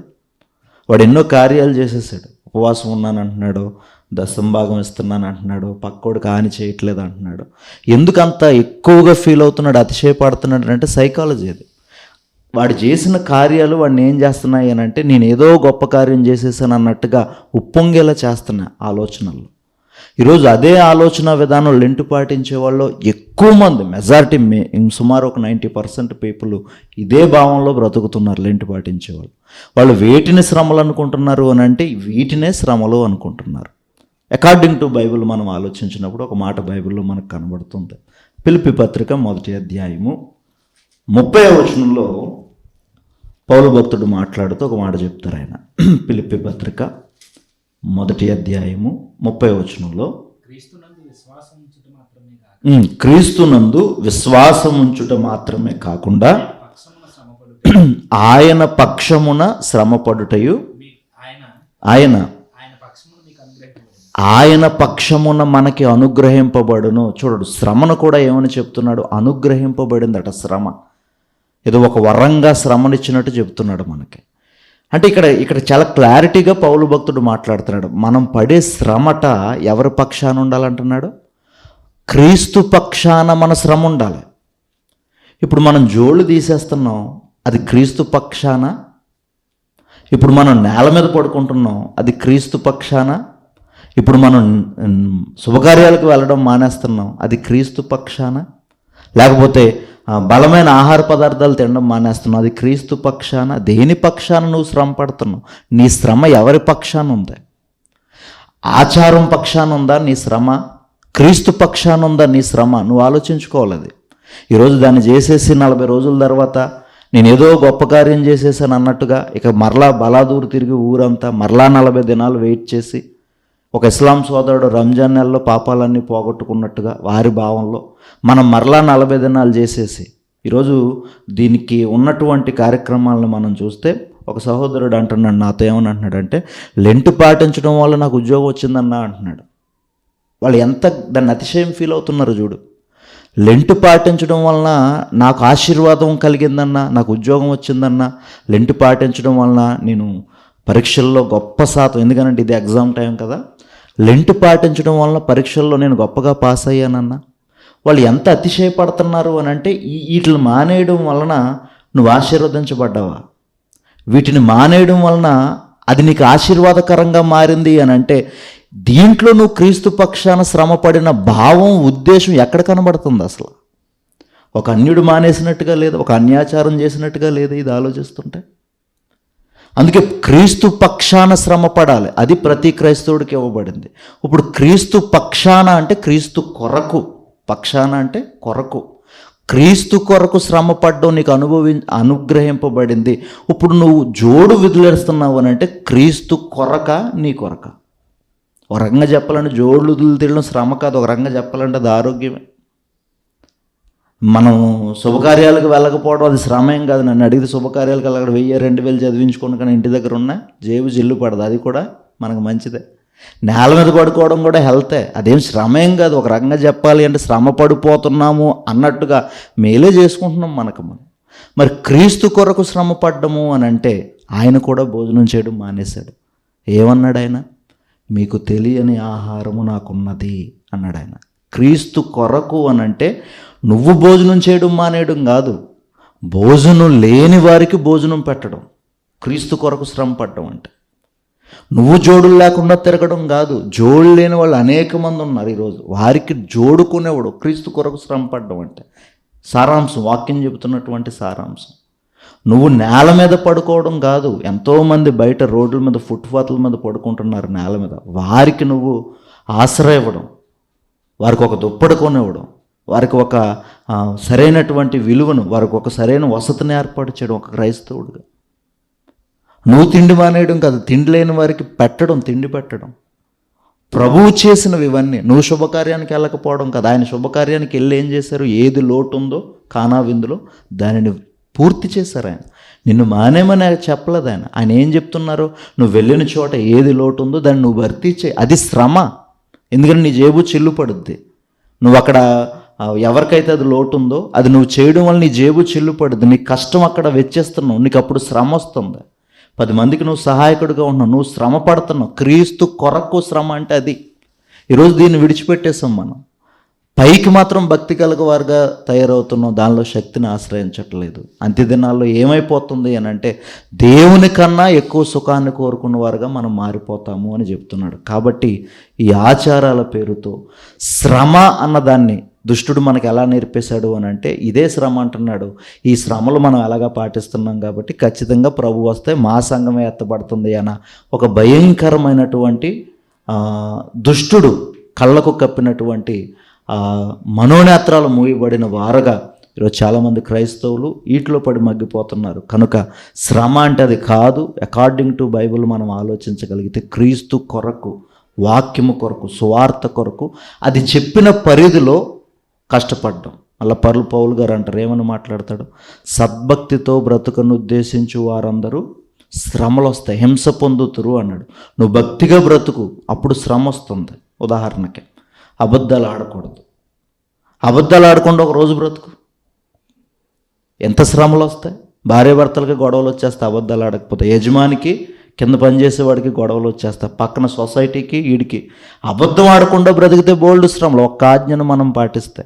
విచిత్రం ఏంటంటే అవన్నీ పక్కనెట్టేసి శ్రమ అంటే జోళ్ళు వదిలేయడం, శ్రమ అంటే కింద పడుకోవడం, శ్రమ అంటే కడుపు మార్చుకోవడం, శ్రమ అంటే ఆ శుభకార్యాలకు వెళ్ళకపోవడం, ఇలాంటి లోక సంబంధమైన ఆచారాలన్నీ వాళ్ళను చూసి మనవులని మీదెట్టేసుకున్నాయి. అసలు సిసలైనటువంటి శ్రమను విడిచిపెట్టేసి ఇదే భక్తి అన్నట్టుగా బ్రతుకుతున్నారు. ఇది మన భక్తి జీవితానికి ఏమాత్రం ఉపయోగం కాదు అని నా అభిప్రాయం. ఓకే, థ్యాంక్ యూ బ్రదర్, చాలా చక్కగా వివరించారు. నిజంగా దీని నుండి విలువలు నేర్చుకోవడం పోయింది. శ్రమ పడాల్సింది, శ్రమ పడుతున్నామని అనుకుంటున్నారు తప్ప అది క్రీస్తు పక్షాన, ప్రభు పక్షాన కాదని నిజంగా చక్కని వివరణ మాకు అందించారు. అయితే ఇంకా దీని నుండి నేర్చుకోవాల్సిన విషయాలు ఇంకా చాలా ఉన్నాయి. ఇంకా ఎవరైతే చూస్తున్నారో మీకున్న ప్రశ్నలు కూడా లైవ్లో అడగొచ్చు. లైవ్ చాట్లో కామెంట్ చేయండి, మీ ప్రశ్నలు మాకు తెలియజేయండి. నిజంగా ఇప్పటివరకు చాలా చక్కని సమాధానాలను మనం విన్నాం. నిజంగా ఈ కార్యక్రమం తరపున మీకు ప్రత్యేకమైన వందనాలన్నా. అయితే ఎవరైతే ఇదే శ్రమ అనుకుని భావిస్తున్నారో అన్న మాట్లాడుతూ ఉద్యోగం కొరకు, చదువుల కొరకు, మంచి ర్యాంకుల కొరకు, ఆర్థిక లావాదేవీల కొరకు ఎవరైతే ఈ లెంట్ డేస్ను ఉపయోగించుకున్నప్పటికీ విలువలు ఏంటన్నది మనం నేర్చుకోవడం చాలా ప్రాముఖ్యం. అది వద్దు అన్నది అన్నయ్య ఒపీనియన్ కాదు, కానీ దానికన్నా ప్రాముఖ్యమైనది క్రీస్తు పక్షాన మనం శ్రమపడాలని. ఇవేమి చేయొద్దు, మీరు ఉపవాసాలు చేయొద్దు, ఇదేమి కాదు. దీన్ని ఉపయోగించుకుంటూనే దీనిని ఇంకా మీరు ఆధ్యాత్మికంగా ఎలా ఎదగాలి, ఎలా ముందుకెళ్ళాలి, ఎలా స్థిరపడాలి విశ్వాసంలో, ప్రభు పక్షాన మనం శ్రమలు అనుభవించే వారుగా ఫైనల్గా మనం క్రీస్తు వైపు చూస్తూ పరిపూర్ణత వైపు అడుగులు వేయాలన్నది నిజంగా అన్నయ్య వివరించిన వివరణ చాలా అద్భుతమైనది. అయితే ఇప్పటి వరకు ఇలా కొనసాగింది. నిన్నటి దినాన్ని ఏదైతే ముగించామో హిస్టరీ వరకు మనం మాట్లాడుకుంటూ దాని యొక్క మూలాల్లోనికి వెళ్ళి దాని ప్రారంభం, దాని చరిత్ర ఎక్కడి నుండి ప్రారంభమైందో ప్రతి దాన్ని నిన్న అన్నయ్య ద్వారా మనం విన్నాం. అయితే ఇక ఏమైనా మిగిలిపోతే అది కూడా అన్నయ్య ద్వారానే విందాం. అన్నయ్య నిన్న మాట్లాడుతూ ముగించింది ఏంటంటే, ఏదైతే మూలం నుండి ప్రారంభమైందో అది రోమీలకి తెలిసే దానిని సంఘంలోకి ప్రవేశపెట్టడం జరిగిందని చెప్పారు. అనగా రోమా అధికారులు దాన్ని ప్రారంభించిన తర్వాత మరలా ఇది రోమీయుల యొక్క అధికారం నుండి బిషప్ల దగ్గరకు వచ్చిన తర్వాత అక్కడి నుండి చరిత్ర ఎలా మలుపులు తిరిగింది, ఈరోజు దాని ద్వారా మనం ఏం నేర్చుకోవాలి, ఇంకా చరిత్రలో దాగిన విషయాలు ఏమైనా ఉన్నాయా, అంతటితోనే ముగిసిందా?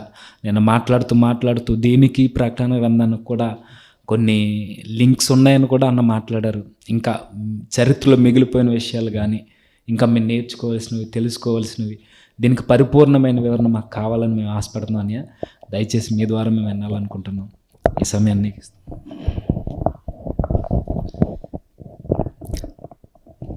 క్షమించండి, నా వల్ల ఆలస్యమైంది. ఏదేమైనా దేవుని కృపను బట్టి మరలా మనందరం కలుసుకున్నాం, సంతోషం. మరలా చరిత్ర ఈరోజు మొదలు పెట్టడం సమయం కాదు, కానీ రేపటి దినాన్న ఏదైతే ఆదివారం కార్యక్రమ ఆరాధన సమయం ఉందో కాకినాడలో రేపు సాయంత్రం పూర్తిగా చరిత్రలో సాక్ష్యాలతో సహా రేపు సాయంత్రం మాట్లాడడం జరుగుతుంది. ఈరోజు మనం ప్రస్తుత జరుగుతున్న వాటి విషయంలో మనం వెళతాం. అయితే టూకీగా అర్థం కావడానికి 2 విషయాలు జ్ఞాపకం చేస్తాం.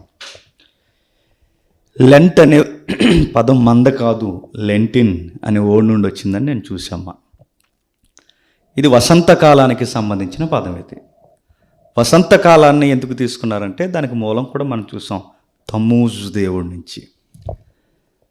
తన తల్లి ఎవరో మనకు తెలుసు, ఆవిడ పేరు సెమీరామిస్. అన్నయ్య గుర్తుండిపోయింది, సెమీరామిస్. ఆవిడ యొక్క భర్త ఎవరో మనకు తెలుసు, బైబిల్లో నిమ్రోదు. ఈ లెంట్ డేస్లో లెంట్ అనే పదం, లెంటిన్ అనే వర్డ్కి అర్థం వసంతకాలం. వసంతకాలంలో తమ్మూజు దేవుడు పునరుద్ధానం జరుగుద్ది అంటే మొక్కలు ఉద్భవిస్తాయి, చిగుర్లు ఎలా వస్తాయి, వీటన్నిటిని బట్టి ఆయన ప్రకృతిలో మరలా ఉద్భవిస్తున్నాడు అనడానికి అక్కడ నుండి ఆ వర్డ్ తీసుకున్నారు. అంటే లెంట్ అనే పదం క్రైస్తవ్యానిది కాదు. నెక్స్ట్, ఈస్టర్ డే నుండి 40 రోజులు వెనక్కి లెక్క పెడతారు. 46 రోజులు, సుమారుగా 6 వారాలు. ఈ జూయిష్ అయితే 8 వారాలు తీసుకుంటారు, ఎందుకంటే వాళ్ళకి శనివారం ఆదివారం లెక్కల్లోకి రాదు కనుక ఆ మిగిలిపోయిన 2 రోజులను కలిపి ఇంకొక 2 వారాలు పొడిగిస్తారు వాళ్ళు. అయితే ఈస్టర్ డేని ఎందుకు తీసుకున్నారంటే మనం ఏమనుకుంటా ఉంటే అది రెజరెక్షన్ డే, యేసుప్రభు తిరిగి లేచిన రోజు కనుక అక్కడి నుంచి తీసుకుంటున్నారని చెప్తారు. అయితే ఒకవేళ తీసుకున్నా, ఎవరిని అంతవరకు తీసుకున్నా, రెజరెక్షన్ అనే వర్డ్ క్రిస్టియానిటీకి వర్తించిన ఈస్టర్ అనే పదం అయితే మాత్రం మనది కాదు. అది నిన్న కూడా మనం ఆలోచించాం. ఈస్టర్ అంటే అష్టారతు దేవతని గ్రీక్ సౌండ్లో స్టార్ అంటారు. అక్కడ నుండి ఈస్టర్ అనే వర్డ్ వచ్చింది. ఆమె ఎవరు, ఎలా వచ్చింది, అసలు ఈ ఫిలాసఫీ అంతా ఏంటి అన్నది నిన్న చూసేసాం. మరలా మీకు ఇదంతా వినాలి అనుకుంటే రేపు సాయంత్రం మరలా వినండి, పూర్తిగా ఆధారాలతో మాట్లాడతాం. అక్కడి నుండి వచ్చిన చరిత్ర ఇది భయంకరమైన తమూజ్, కామ వికారమైన దేవుడుగా పిలువబడిన ఒక మనుష్యుడు ఒకరోజు చనిపోయాడు. ఆయన మరలా రావాలని 40 రోజులు ఆయన నమ్ముకున్న స్త్రీలు, భక్తులు ఏడుస్తారు. 40 రోజులు మా దేవుడు మరలా వస్తాడు, మరలా ఉద్భవిస్తాడని. ఈ దుఃఖాన్ని సలిపే దినాలు ఏవైతే ఉన్నావో ఈ 40 రోజులు, అది వాడి కోసం ఏడ్చేవారు అన్నమాట. బాగా వినని కంగారు పడిపోయి ఎవరో కామెంట్ చేయకండి, ఎందుకంటే పూర్తిగా వినకండి అనే కామెంట్ చేస్తారు. అయితే ఈ 40 రోజులు వాడి కోసం ఏడ్చారు అనడానికి అలాంటి భక్తాజులు లేదా భక్తులు ఉన్నారా అనడానికి నిన్న రెఫరెన్స్ కూడా మనం చూసాం. హెస్కేల్లో విగ్రహారాధన కన్నా భయంకరమైనది ఒక నీచమైనది నీకు చూపిస్తున్న హెస్కేలు రాని పరలోకపు దర్శనంలో హెస్కేల్కి దేవుడు చూపించాడు తమ్మూజు కొరకు ఏడుస్తున్న స్త్రీలను. అంటే స్త్రీలు ఎందుకు ఏడుస్తున్నారంటే ఇంక అర్థమైపోలే అవి అనుకున్న ఫిలాసఫీ ఏంటో. ఇందాక నిన్న కారులో వెళ్తా అన్నీ ఒక మంచి మాట అన్నాడు. ఆయన లవ్ గాడ్ అన్నమాట. అది ఇంకొక మాటలు మాట్లాడాలంటే ఆ పదం వద్దు, కానీ లవర్ బాయ్ గాడ్ అన్నమాట. అలాంటి ఆయన కోసం ఏడ్చేవారు. మరి అంత భయంకరమైన మూలాలు ఉన్న ఇది క్రిస్టియానిటీలోకి ఎలా వచ్చింది అది కూడా చూసాం. 3వ శతాబ్దంకి వచ్చేసరికి క్రిస్టియానిటీ అప్పటి వరకు దారిద్ర్య రేఖకు దిగువను బతుకుతున్న అనేకమైన పేదవారు క్రిస్టియానిటీని అంగీకరించారు. అది క్రైస్తవం చాలా పేదరికంలో ఉన్న క్రైస్తవం. పేదలు ఎక్కువ క్రైస్తవ్యంలోకి వచ్చారు. అయితే క్రిస్టియానిటీలోకి వస్తున్నవారే పేదలు కాదు, క్రిస్టియానిటీని కూడా చేదరించుకున్న రోజులు 1st సెంచరీ నుంచి. అలాంటి టైంలో క్రైస్తవ్యానికి చాలా భయంకరమైన వధ జరిగింది. అది అపోస్తుల దగ్గర నుంచి ప్రారంభమైంది. స్టెఫన్తో రిబ్బన్ కటింగ్. మనకి స్టెఫన్కి ముందు ఇంకా ఎవరెవరో ప్రవక్తలు చంపబడ్డారో వాళ్ళు కూడా మనకు తెలుసు. అక్కడి నుంచి ఘోరంగా చంపబడుతున్న క్రైస్తవుల్ని ఇక 1వ శతాబ్దం, 2వ శతాబ్దం, 3వ శతాబ్దం అర్ధకాలం వరకు చాలా దారుణంగా క్రైస్తవం చంపుతున్నారు. చరిత్రలో మనం చాలాసార్లు చూసాం. పులులకి విసిరేయడం, సింహాలకి విసిరేయడం, గర్భిణీ స్త్రీలైన క్రైస్తవ స్త్రీలు మానంలో కత్తి పెట్టి గర్భాన్ని చీరేసి పిల్లల్ని బయటకు తీశాడు. కొంతమంది క్రైస్తవ పురుషుల్ని స్త్రీల్ని మైనంలో ముంచి స్తంభాలకి చెట్లకి కట్టేసి ఆ వెలిగిపోతున్న వారు కాలిపోతున్న ఆ వెలుగులో విందు భోజనాలు చేయడం, ఇలాంటిదంతా క్రైస్తవ్యానికి దారుణంగా జరిగింది. అయితే ఒక విషయం గమనించింది ఆ రోజు రోమా ప్రభుత్వం. ఏం గమనించిందంటే, క్రైస్తవ్యాన్ని ఎంత చంపుతున్నా క్రైస్తవ్యం పెరిగింది. ఎంత పెరిగిందంటే క్రైస్తవ్యం రోమా ప్రభుత్వానికే ప్రమాదం తెచ్చేంతగా సంఖ్యాపరంగా పెరిగింది. రోమా ప్రభుత్వం తన ప్రభావాన్ని కోల్పోతుందని రాజులు గమనించారు. రోజు రోజుకి సన్నగిల్లిపోతుంది. అయితే ఒక విషయం మనకు గుర్తు రావాలి, మనకు బైబిల్ మీద అవగాహన ఉంటే, చేతి సహాయం లేకుండా తీయబడిన చిన్న రాయి అదే క్రైస్తవ్యం. మహాసామ్రాజ్యమైన రోమా సామ్రాజ్యం సన్నగిల్లిపోవడం రాజులు గమనించారు. వాక్యానుసారంగా ఆధ్యాత్మిక కొలతలో చూస్తే అది దానియేలు ప్రవచన నెరవేర్పు మనకు కనబడుతుంది. చరిత్రలో మనం చూస్తే ప్రజాస్వామ్య ప్రభుత్వమైన రోమా ప్రభుత్వం కూలిపోయే ప్రమాదం ఉందని రాజు గమనించాడు. ఆ రాజు పేరు ఎవరో మనకు తెలుసు, ఎవరు? కాన్స్టెంట్. ఆ రాజు ఎప్పుడైతే వచ్చాడో, రాజు తన అమ్మగారు ఆవిడ చాలా మంచి క్రైస్తవురాలు. ఎంత మంచి క్రైస్తవురాలు అంటే, ఇప్పుడు అంత చరిత్ర వద్దు, టూకీగా ఒక మాట. ఆవిడ ఎంత మంచి క్రైస్తవురాలంటే, ఆవిడ మారిపోయిన తర్వాత అపోస్తుల యొక్క సమాధులు లేదా అపోస్తుల యొక్క దేహాలు ఎక్కడెక్కడైతే ఉన్నాయో ప్రపంచ దేశాల్లో ఆ దేహాలన్నీ ఆవిడ తీసుకుని వచ్చి వాళ్ళు నివసించిన ప్రాంతాలు, వారు పరిచయం చేసిన ప్రాంతాల్లో జ్ఞాపకార్థంగా కొన్ని దేవాలయాలు కట్టించింది. ఎవరు? కాన్స్టెంట్ వాళ్ళ మమ్మీ, అది వాళ్ళ అమ్మగారు. ఆవిడ అంత మంచి బిలీవరు. సొలొమోను సిలువును కూడా, అది చరిత్ర చెప్తున్న సాక్ష్యాలు ఇవన్నీ. మరొక మంచి మాట ఏంటంటే, పేటర్ యొక్క హౌస్, అదే పేతురు గారి యొక్క హౌస్ని అధికారికంగా కన్స్ట్రక్షన్ చేయాలని ప్రకటించింది కూడా ఆవిడే. అక్కడ మంచి దేవాలయం కట్టాలి, తల్లి సంఘం అని పునాదులు పడింది కూడా పేతురు గారి ఇంటి మీదే. ఇలాంటివన్నీ ఆవిడ చేస్తుంది. తల్లి ప్రభావం అనుకోవాలో, లేకపోతే ఆయనకి రాజకీయ ప్రభావం అనుకోవాలో, లేకపోతే రాజకీయ భయం అనుకోవాలో తెలియదు, కానీ మొత్తం మీద క్రైస్తవుడిగా ప్రకటించుకున్నాడు. ఎవరు? కాన్స్టెంట్. ఎందుకు ప్రకటించుకున్నాడంటే, రాజకీయ వర్గాల వారు, బైబిల్ పండితులు రాజకీయ కోణంలో చూసినప్పుడు ఏమంటారంటే, రామప్రభుత్వం యొక్క అధికారం తగ్గిపోతుంది కనుక, సంఖ్యాపరంగా బలహీనం అవుతుంది కనుక, ప్రభావం తగ్గుతుంది కనుక, క్రైస్తవ్యం వలన ప్రమాదం ఉందనుకుని రాజరికపు శైలులలో ఏం చేశాడంటే, ఈయన క్రిస్టియన్ అయ్యాడు అని కొంతమంది పండితులు అంటారు. అయిన తర్వాత ఈయన ఏం చేశాడంటే, క్రైస్తవ్యాన్ని ఎప్పుడైతే స్వీకరించాడో అప్పటి వరకు తునీకరింపబడి పేదరికంగా పిలువబడుతున్న క్రైస్తవ్యం, చేదరింపబడుతున్న క్రైస్తవం రాజు అంగీకరించిన వెంటనే ఒక క్లాసిక్ రిలీజన్ అయిపోయింది. ఒక నేషనల్ వేజ్ పిలువబడే ఒక మతం అయింది. అది వాళ్ళ భాషలో మాట్లాడుకుంటే మతమా అని అడగండి, మళ్ళీ అర్థం అవడానికి చెప్తున్నా.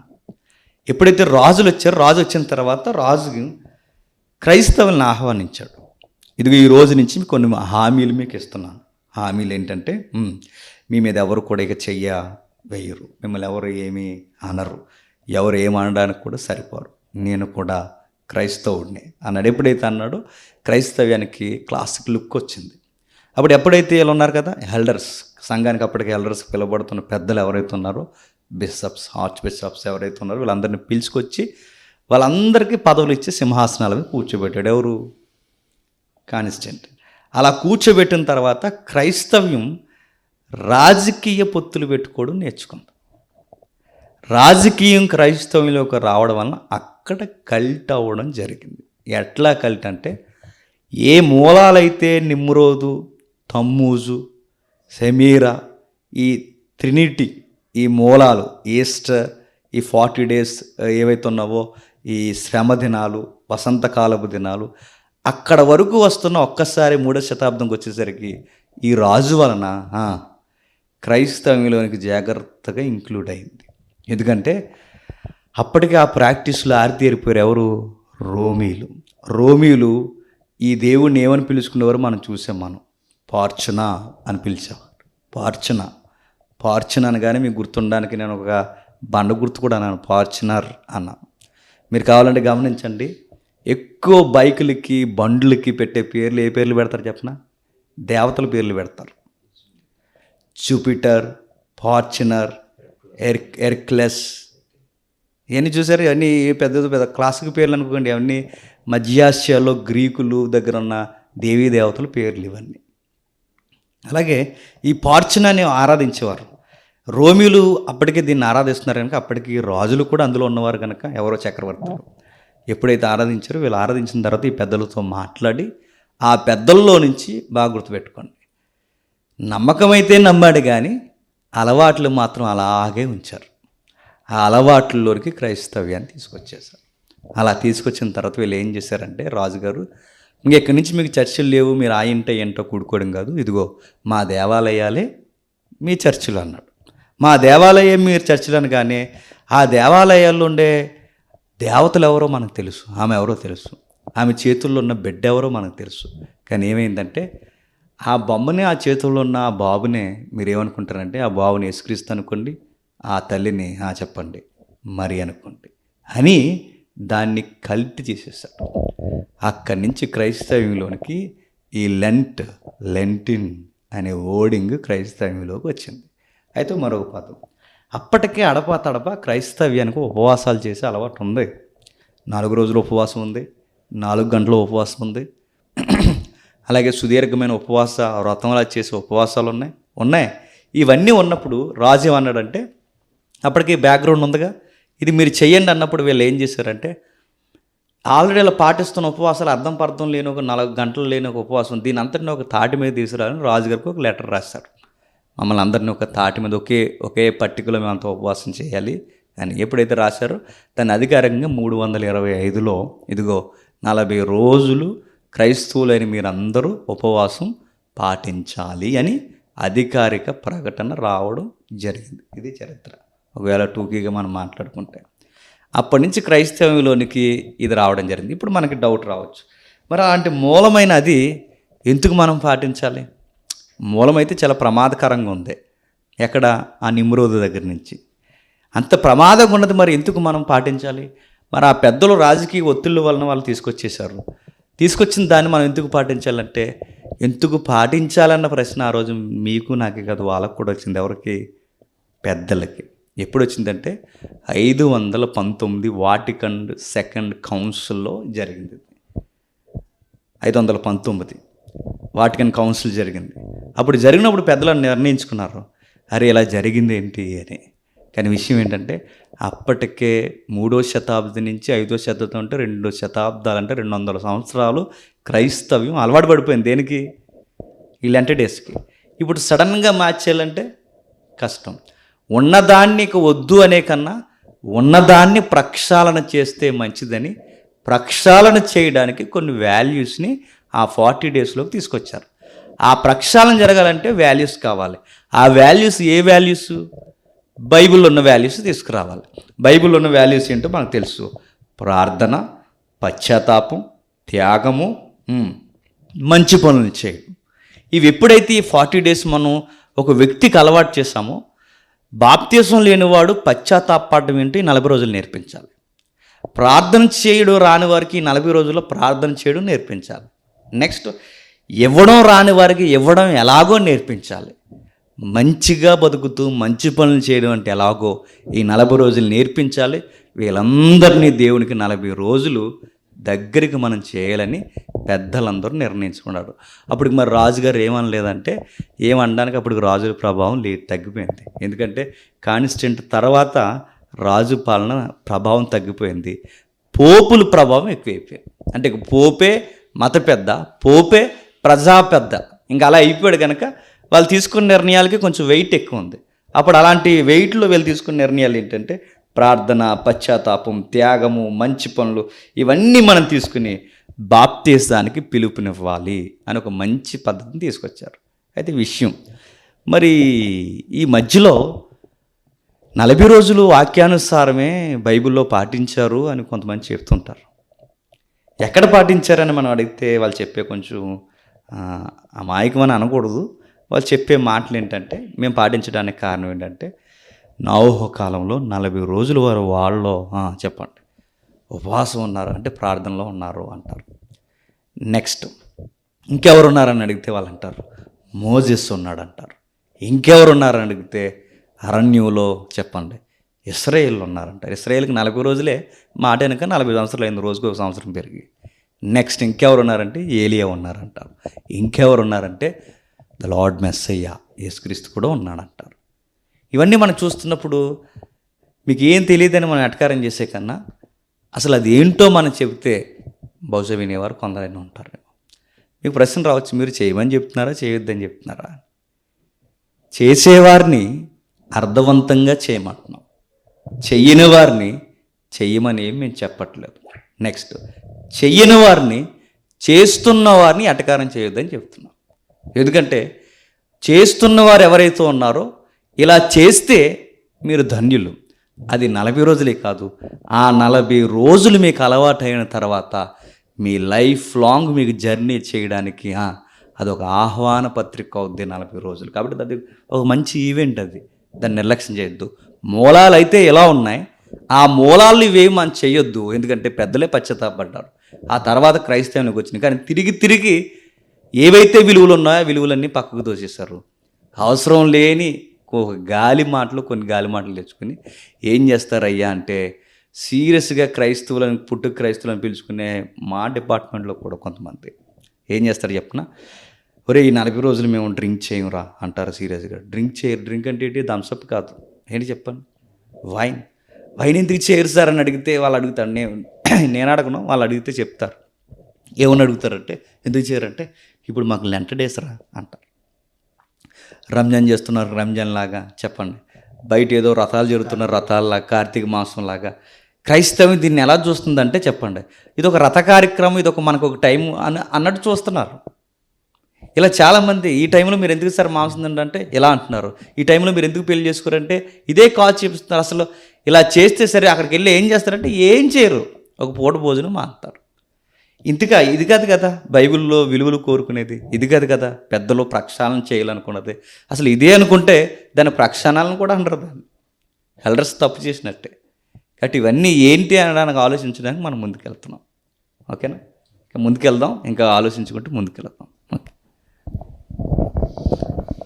ఓకే అన్న, చాలా చక్కగా చరిత్ర నుండి ఇది సంఘంలోనికి ఎలా వచ్చిందో, పునాదులు ఎక్కడైతే ఉన్నావో నిమ్రోదు, సెమీరామెస్, వీరి దగ్గర నుండి రోమీలు ఎలా తీసుకొచ్చారో, ఆ రోమీల దగ్గర నుండి సంఘం ఎలా దీన్ని మార్చిందో, దీని ద్వారా ఈరోజు మనం ఏం నేర్చుకోవాలన్నది చాలా చక్కగా మంచి వివరణ ఇచ్చారన్న. ఈ కార్యక్రమం తరపున మీరు ఇచ్చిన వివరణకై మీ కృతజ్ఞతలన్న. అలానే ఇక ముందుకు వెళ్ళే ముందుగా లైవ్లో కొంతమంది ప్రశ్నలు అడుగుతున్నారు. ఏమనంటే అందులో ఒక ప్రశ్న మనం తీసుకుందాం. ఏంటంటే ఇప్పుడు సంఘాల మీద ఎక్కువ దైవజనులు, పాస్టర్లు ఇది బాగా రుద్దుతున్నారు, చేయాలి చేయాలి చేయాలి అని. ఓకే, అలాంటి దైవజనులకి మీరు ఇచ్చే సలహాలు ఏంటి, అసలు సూచనలు ఏంటి, హెచ్చరికలు అని వారు అడిగారు. కాకపోతే దైవజనులు దీన్ని తప్పుదారు పట్టిస్తున్నారా, లేదా విశ్వాసులే దీన్ని తప్పు మార్గాన్ని తీసుకెళ్ళిపోతున్నారా, అసలు దైవజనులైన వారు దీని మీద ఎలాంటి శ్రద్ధ తీసుకోవాలి, దైవజనులుగా ఉన్నవారు సంఘాన్ని ఎలా మోటివేట్ చేసి ఇందులో ఉన్న విలువలను ఎలా నేర్పించాలన్నది మీ ద్వారా మేము వినాలనుకుంటున్నామని. మరి ముఖ్యంగా సంఘస్థుల్ని ఎవరైతే దైవజనులు నడిపిస్తున్నారో వారు వీరిని ఎలా మోటివేట్ చేసి ఇలాంటి విలువలు ఉన్న దానిని ఎలా నేర్పించాలి వారికి అన్నది, ఒక పాస్టర్ గారు సంఘానికి ఎలా నేర్పించాలో వారికి మీరిచ్చే సలహా మేము వినాలనుకుంటున్నాం అన్న. డేవిడ్ అన్న ఈ సమయాన్ని వినియోగించుకోవాలని. మంచిది, ఇప్పటివరకు చాలా చక్కటి విషయాలు మరి తమ్ముడు ద్వారా తెలుసుకోవడం జరిగింది. అలాగే ముందు తమ్ముడు ప్రసాద్ కూడా చాలా చక్కటి విషయాలు మనందరితో పంచుకున్నారు. తమ్ముడు అడిగిన ప్రశ్న, ఎందుకంటే దీన్ని బలవంతంగా రుద్దుతున్నారు, మరి వీళ్ళకి ఇచ్చే సమాధానం ఏంటి అని. దీని గురించి మనకు అర్థం కావాలంటే ఒక చిన్న విషయం మీతో పంచుకోవాలనుకున్నాను. ఎందుకంటే ముందుగా చెప్పినట్టు దీని మూలాలు బాగోనప్పుడు తర్వాత క్రైస్తవ్యంలోనికి చొరబడిన దీన్ని ప్రారంభంలోనే ఆలోచించి అడ్డుకట్ట వేయవలసిన వాళ్ళు దాన్ని కొనసాగించారని ముందుగా మనం విన్నాం. అసలు ఎందుకు కొనసాగించవలసి వచ్చింది? అప్పుడే, ఎందుకంటే అప్పుడు 200 సంవత్సరాలు, అది ప్రారంభమై 200 సంవత్సరాలు అయితే ఎప్పటికీ సుమారు 2000 సంవత్సరాలు అయిపోయింది. అప్పటికే పాతుకుపోయిందనుకుంటే ఎప్పటికీ ఇంచుమించు వేర్లు తన్ని ఓడలు వేసేసినట్టే.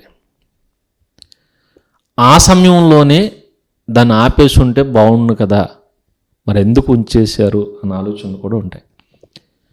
ఎందుకు ఉంచేశారో బైబిల్లో నుంచి ఒక విషయం మనం తెలుసుకోవడానికి సిద్ధపడదు. ఎందుకంటే బైబిల్లో ఒక ఆజ్ఞ మనకు కనపడుతుంటుంది, పేతురు గారి ద్వారా వచ్చినటువంటి ఒక ఆజ్ఞ మనం చూస్తే పేతురు గారు రాసిన మొదటి పత్రిక 2వ అధ్యాయము 13వ వచనంలో రాయబడుతున్న మాట మనం చూసినప్పుడు ఒక ఆజ్ఞ మనకు కనపడుతుంటుంది. ఆజ్ఞ ఏంటంటే, మనుషులు నియమించు ప్రతి కట్టడకును ప్రభు నిమిత్తము లోబడి ఉండండి అని. ముందుగా నేను ముందుగా మాట్లాడుతూ పారంపర్య ఆచారం గురించి నేను ముందుగా మాట్లాడాను. మనుషులు కల్పించిన పద్ధతులు, ఇది కూడా ఒక మనిషి కల్పించిందే అని. దీన్ని ఎందుకు పెద్దలు కంటిన్యూ చేశారంటే, ఇది ఎక్కడి నుంచి వచ్చిందంటే రాజు దగ్గర నుంచి వచ్చింది.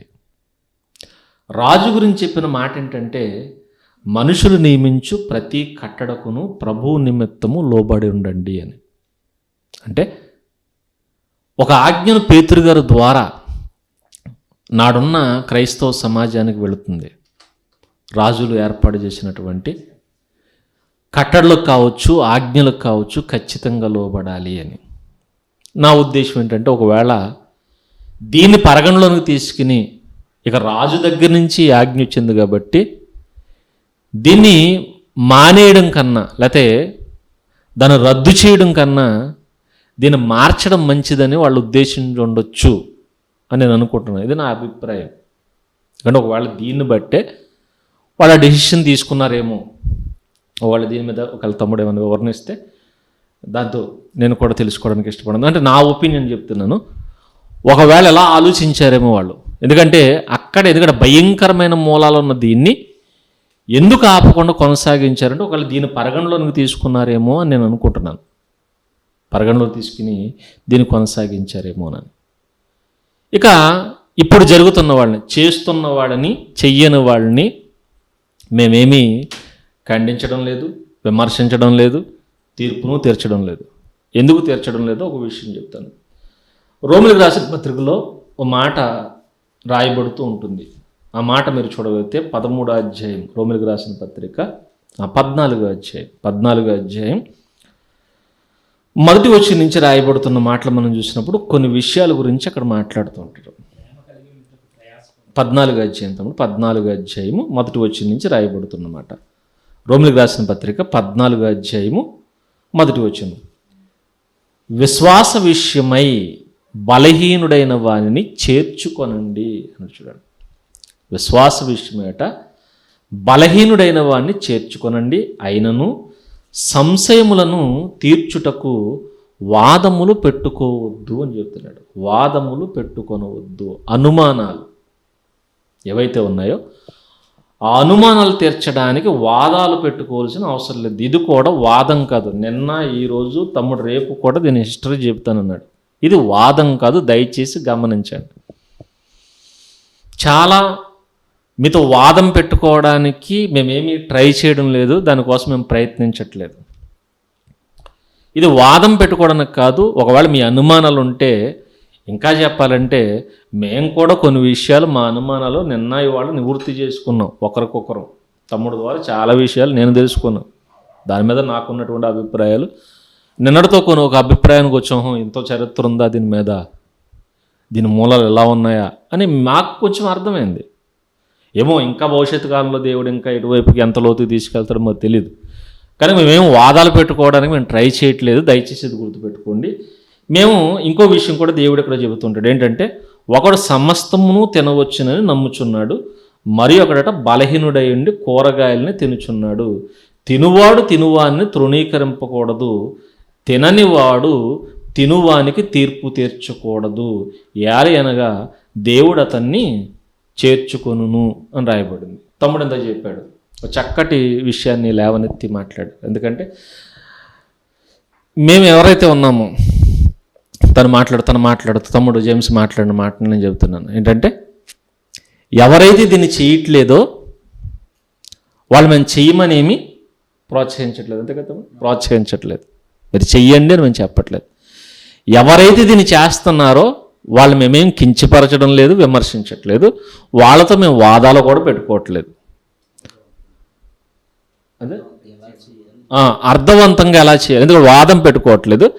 చేస్తున్న దాంట్లో కొన్ని ఉండాలి, అంటే ఏవైతే పెద్దలు ఏర్పాటు చేశారో అవి ఉండాలి, ఏవైతే పెద్దలు తీసేశారో, ఎందుకంటే పెద్దలు కల్పించింది మనుషులు కల్పించింది కాబట్టి దాన్ని 200 సంవత్సరాల తర్వాత మరలా సరిచేశారు వాళ్ళు. మరలా కూర్చుని ఆలోచించి ఇలాగే ఒక చర్చా వేదిక పెట్టుకుని తలపండిన పండితులు, మాలాంటి వాళ్ళు కదలంటే ఇంకా మాకంటే ఎన్నో రెట్లు గొప్పవాళ్ళు తలపండిన పండితులు కూర్చుని ఒక నిర్ణయానికి వచ్చారు. ఆ నిర్ణయం ఏంటంటే కొన్నిటిని తీసేయాలి, కొన్నిటిని చేర్చాలి. ఆ తీసేయవలసినవి ఏంటంటే దేవుడు వద్దనటువంటి విగ్రహారాధన తీసుకుని వచ్చేసారు, భయంకరమైన విగ్రహారాధన. అది నిన్న తమ్ముడు ఇమేజ్లతో సహా చూపించాడు. ఆ వీడియో మరి కొన్ని అనివార్య కారణాల వల్ల మీకు యూట్యూబ్లో దొరకలేదు, ఎందుకంటే కొంతమంది మెసేజ్ పెట్టారు అప్లోడ్ చేయండి అని. మీకు అది వస్తుంది ఇంకా వివరంగా రేపు తమ్ముడు పూర్తి వివరణ దాని మీద నేను మాట్లాడతాను, ఇందాక మీకు హామీ ఇచ్చాడు. ఎదురు చూడండి, ఒక అద్భుతమైన సందేశం. ఎందుకంటే మేము మేము మీకు ధైర్యంగా చెప్తున్నాం, ఒక అద్భుతమైన సందేశాన్ని మీరు రేపు పొద్దున వినబోతున్నారు. ఎవరు మిస్ అవ్వద్దు, రేపు లైవ్ ఎవరు మిస్ అవ్వద్దు. వీలుంటే ఇంకా లైవ్లో అంటే డైరెక్ట్గా వెళ్ళి కాకినాడ ఆరాధనలో వినడానికి మీరు ట్రై చేయండి. ఇంకా అద్భుతమైన సందేశం మీరు వింటారు, ఇంకా ఎంజాయ్ చేయొచ్చు. ఎంజాయ్ చేయడం కాదు, నిజానిజాలు తెలుసుకోవచ్చు, ఆత్మానందం పొందవచ్చు. ఎంజాయ్ అంటే మళ్ళీ మీరు వేరే అనుకుంటారేమో, ఆత్మానందం, ఆ ఆనందాన్ని మీరు అనుభవించవచ్చు. కనుక ఖచ్చితంగా అది మిస్ అవ్వకుండా మీరు వినడానికి ట్రై చేయండి. చాలా విషయాలు రుజువులతో సహా తీసుకొస్తారు. ఎందుకంటే దీని ద్వారా ఒక భయంకరమైన విగ్రహారాధన తీసుకుని వచ్చారు. అప్పటి వరకు క్రైస్తవ్యంలో లేనటువంటి విగ్రహారాధన, అంతే అనుకున్నాను కొంత. అప్పుడే వచ్చిందా, అప్పుడే ఎంటర్ కదా, అప్పుడే ఎంటర్ అయింది విగ్రహారాధన. అప్పటి నుంచే భయంకరమైన విగ్రహారాధన ఎంటర్ అవుతుంది. ఈ భయంకరమైన విగ్రహారాధనకి ఇది పునాదిగా మారిపోయింది. మారిపోయిన తర్వాత పెద్దలందరూ ఆలోచించి విగ్రహారాధన తీసివేసి విలువలు చేర్చారు. ఆ విలువలు ఏంటంటే మనం విన్నాం. ఒకటి ఉపవాసం, రెండవది ప్రాయశ్చిత్తం, మూడవది త్యాగం, ఇంకేంటి తమ్ముడు మంచి పనులు, ఇవన్నీ కూడా ప్రార్థన, ఇవన్నీ కూడా సమాజంలో కూడుకోవడం, అలాగే సువార్త వ్యాప్తి చెందించడం. అంటే ఇప్పుడు జరుగుతున్నట్టు లెన్స్ ఒకప్పుడు జరిగేవి కావు. నా చిన్నతనంలో నేను చూశాను మా గ్రామంలో. ఆ లెన్స్ ఎలా జరిగేవంటే ఇంటింటి దగ్గర ప్రార్థన పెట్టేవారు. ఈ లెంట్ డేస్లో 40 రోజులు కూడా ఇంటింటి దగ్గర పెట్టేవారు. ప్రతి ఇంటి దగ్గర ఒక కుటుంబం, ఎవరైతే సంఘంలో ఉన్నారో సంఘంలో ఉన్న కుటుంబాల దగ్గర రోజుకు ఒక ఇంటి దగ్గర, ఒకవేళ కుటుంబాలు ఎక్కువైతే 2-3 కుటుంబాలు కలిపి ఒక చోట ఆ వీధిలో ఒక వీధి కూటంలో ఏర్పాటు చేసి ఆ ఆరాధన అనేది జరిగించేవారు. మరి ఈరోజు ఏమైపోయిందంటే మరి అన్ని చోట్ల ఆగిపోయింది నేను చెప్పట్లేదు, కానీ కొన్ని చోట్ల మాత్రం ఖచ్చితంగా ఆగిపోయింది. అంటే ఇప్పుడు చర్చిలకే పరిమితం అయిపోయింది. ఒకప్పుడు వీధి సువార్తగా తెలియని వారి మధ్య, మారని వారి మధ్య దేవుని వాక్యం అనేది ప్రకటింపబడేది. అంటే ఈ విలువలు ఇవి. ఎందుకంటే ఒకటి సువార్త వ్యాప్తి చెందిస్తున్నారు, రెండవది ప్రార్థన నేర్పిస్తున్నారు, మూడవది ఉపవాసం చేయిస్తున్నారు. కొన్ని విలువలు అనేవి, త్యాగాలు, మంచి పనులు అనేవి వీటి ద్వారా ఏర్పాటు చేసి మిళితం చేశారు. ఖచ్చితంగా ఖండించింది ఏంటంటే విగ్రహారాధన తీసి పక్కన పడేశారు. పడేసి ఈ విలువలను చేర్చి ఈ విలువలను పాటించండి అని చెప్పారు. అదే ముందుగా చెప్పాను, చెప్పిన వాళ్ళు ఇది మనుషులు కల్పించిన పద్ధతే అని ఖచ్చితంగా చెప్పే ఉంటారు, చెప్పారు. ఎందుకంటే చెప్పారు కాబట్టి ఇప్పటికీ ఇది మనుషులు కల్పించిన పద్ధతి అని కొందరికి తెలిసినాయి. దైవోపదేశాలుగా చెప్పలేదు, ఎందుకంటే దైవోపదేశంగా చెబితే దీంట్లోనే ఉంటుంది. తర్వాత కాలంలో దైవోపదేశాలుగా దీన్ని బోధించడం ప్రారంభించారు. ఇప్పటికి కూడా అడిగిన ప్రశ్న, ఎవరు అడిగారని తమ్ముడు మరి అడిగారు. అడిగిన ప్రశ్న ఏంటంటే చాలామంది పాస్టర్లు దీన్ని రుద్దుతున్నారు అని. ఏమని రుద్దుతారు? బైబిల్లో ఉంది, ఏమని ఉంది? చెయ్యమని ఉంది. ఏం చేయమని ఉంది? లెంట్ చేయమని ఉంది. ఎలా మీరు చెప్తున్నారు? యేసుక్రీస్తు ప్రభులు వారు చేశారు అని కొన్ని విషయాలు చెప్పించి అదే తమ్ముడు లేవనెత్తాడు. ఇంకా దాని మీద క్లారిటీ తమ్ముడు నోటి ద్వారానే విందాం, అద్భుతంగా ఉంటుంది. ఇలాంటివన్నీ రుద్దడం ప్రారంభించారు. రుద్దడం ఎంతవరకు సమంజసం? నువ్వు చెయ్యాలని ఎందుకు చెప్తుంది? ఎందుకంటే మేమే ముందుగా చెప్పిన మాట తమ్ముడు నోటంటే మీరు విన్నారు. ఎందుకంటే చెయ్యని వాళ్ళని మేము ఎట్టి పరిస్థితుల్లో చెయ్యమని చెప్పట్లేదు. మీ మనస్సాక్షికి వదిలేసాం. దాంట్లో విలువలు ఉన్నాయి, నేను పాటిస్తే మంచిదని మీరు అనిపిస్తే పాటించండి. రెండవది, చేస్తున్న వాళ్ళు ఎవరైతే ఉన్నారో వాళ్ళతో మేము వివాదం పెట్టుకోవట్లేదు. మీరు ఎందుకు చేస్తున్నారని మనం క్వశ్చన్ చేయట్లేదు. చేస్తున్న వాటిలో ఏమున్నాయో చూసుకోండి.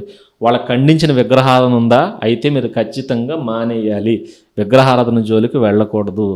అన్య ఆచారాలు ఉన్నాయా? ముందుగా చెప్పినట్టు ఆ ఆచారాలు మానేయాలి. ఏవైతే హాని కలిగించే ఉన్నాయో అవన్నీ మానేయాలి. ఏవైతే విలువలు ఉన్నాయో పాటించాలి. అది ఉపవాసం కావచ్చు, లేదంటే మరొకటి ప్రార్థన కావచ్చు, సహవాసం కావచ్చు, సువార్త వ్యాప్తి కావచ్చు.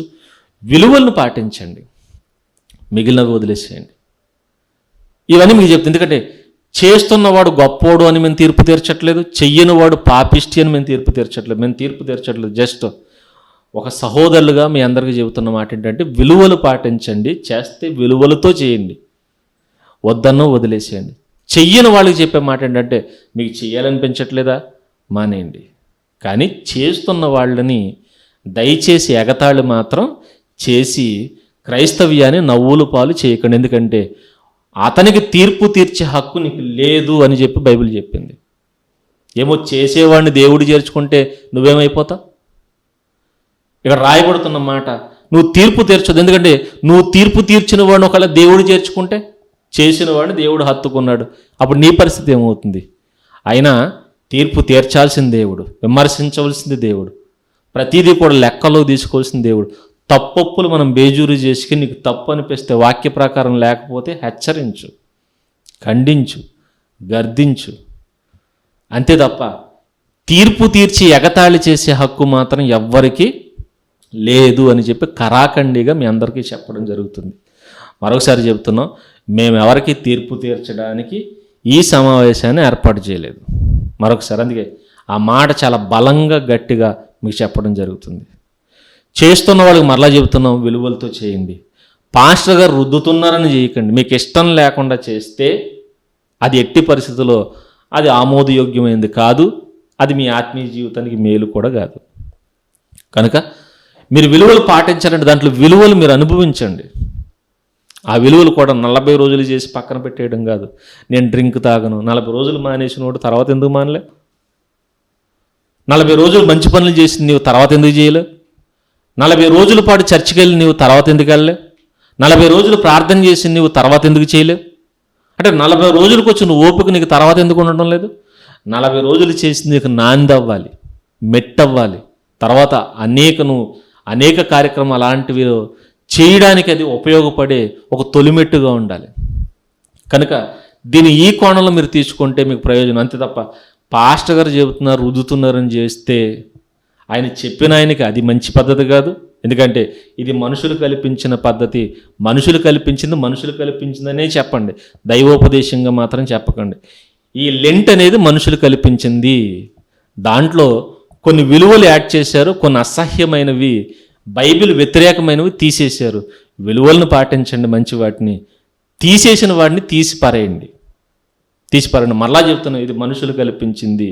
మీకు నచ్చితే మీ మనస్సాక్షి చెయ్యి, ఇది నీ ఆత్మీయ జీవితానికి ఉపయోగం అంటే చేయండి, లేదంటే మానేసేయండి. కానీ మానేసిన మీరు చేస్తున్న వాళ్ళని ఎగతాళి చేయడానికి వీల్లేదు.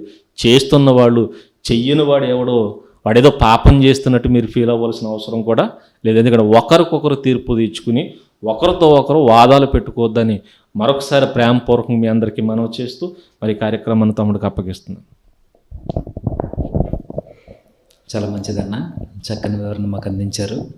అలానే దీనికి నేను కూడా కొన్ని మాటలు జోడించాలనుకుంటున్నా. ఏదైతే ప్రశ్న అడిగారో ఆ ప్రశ్నకి సరైన సమాధానం అన్నీ మనకు అందించడం జరిగింది.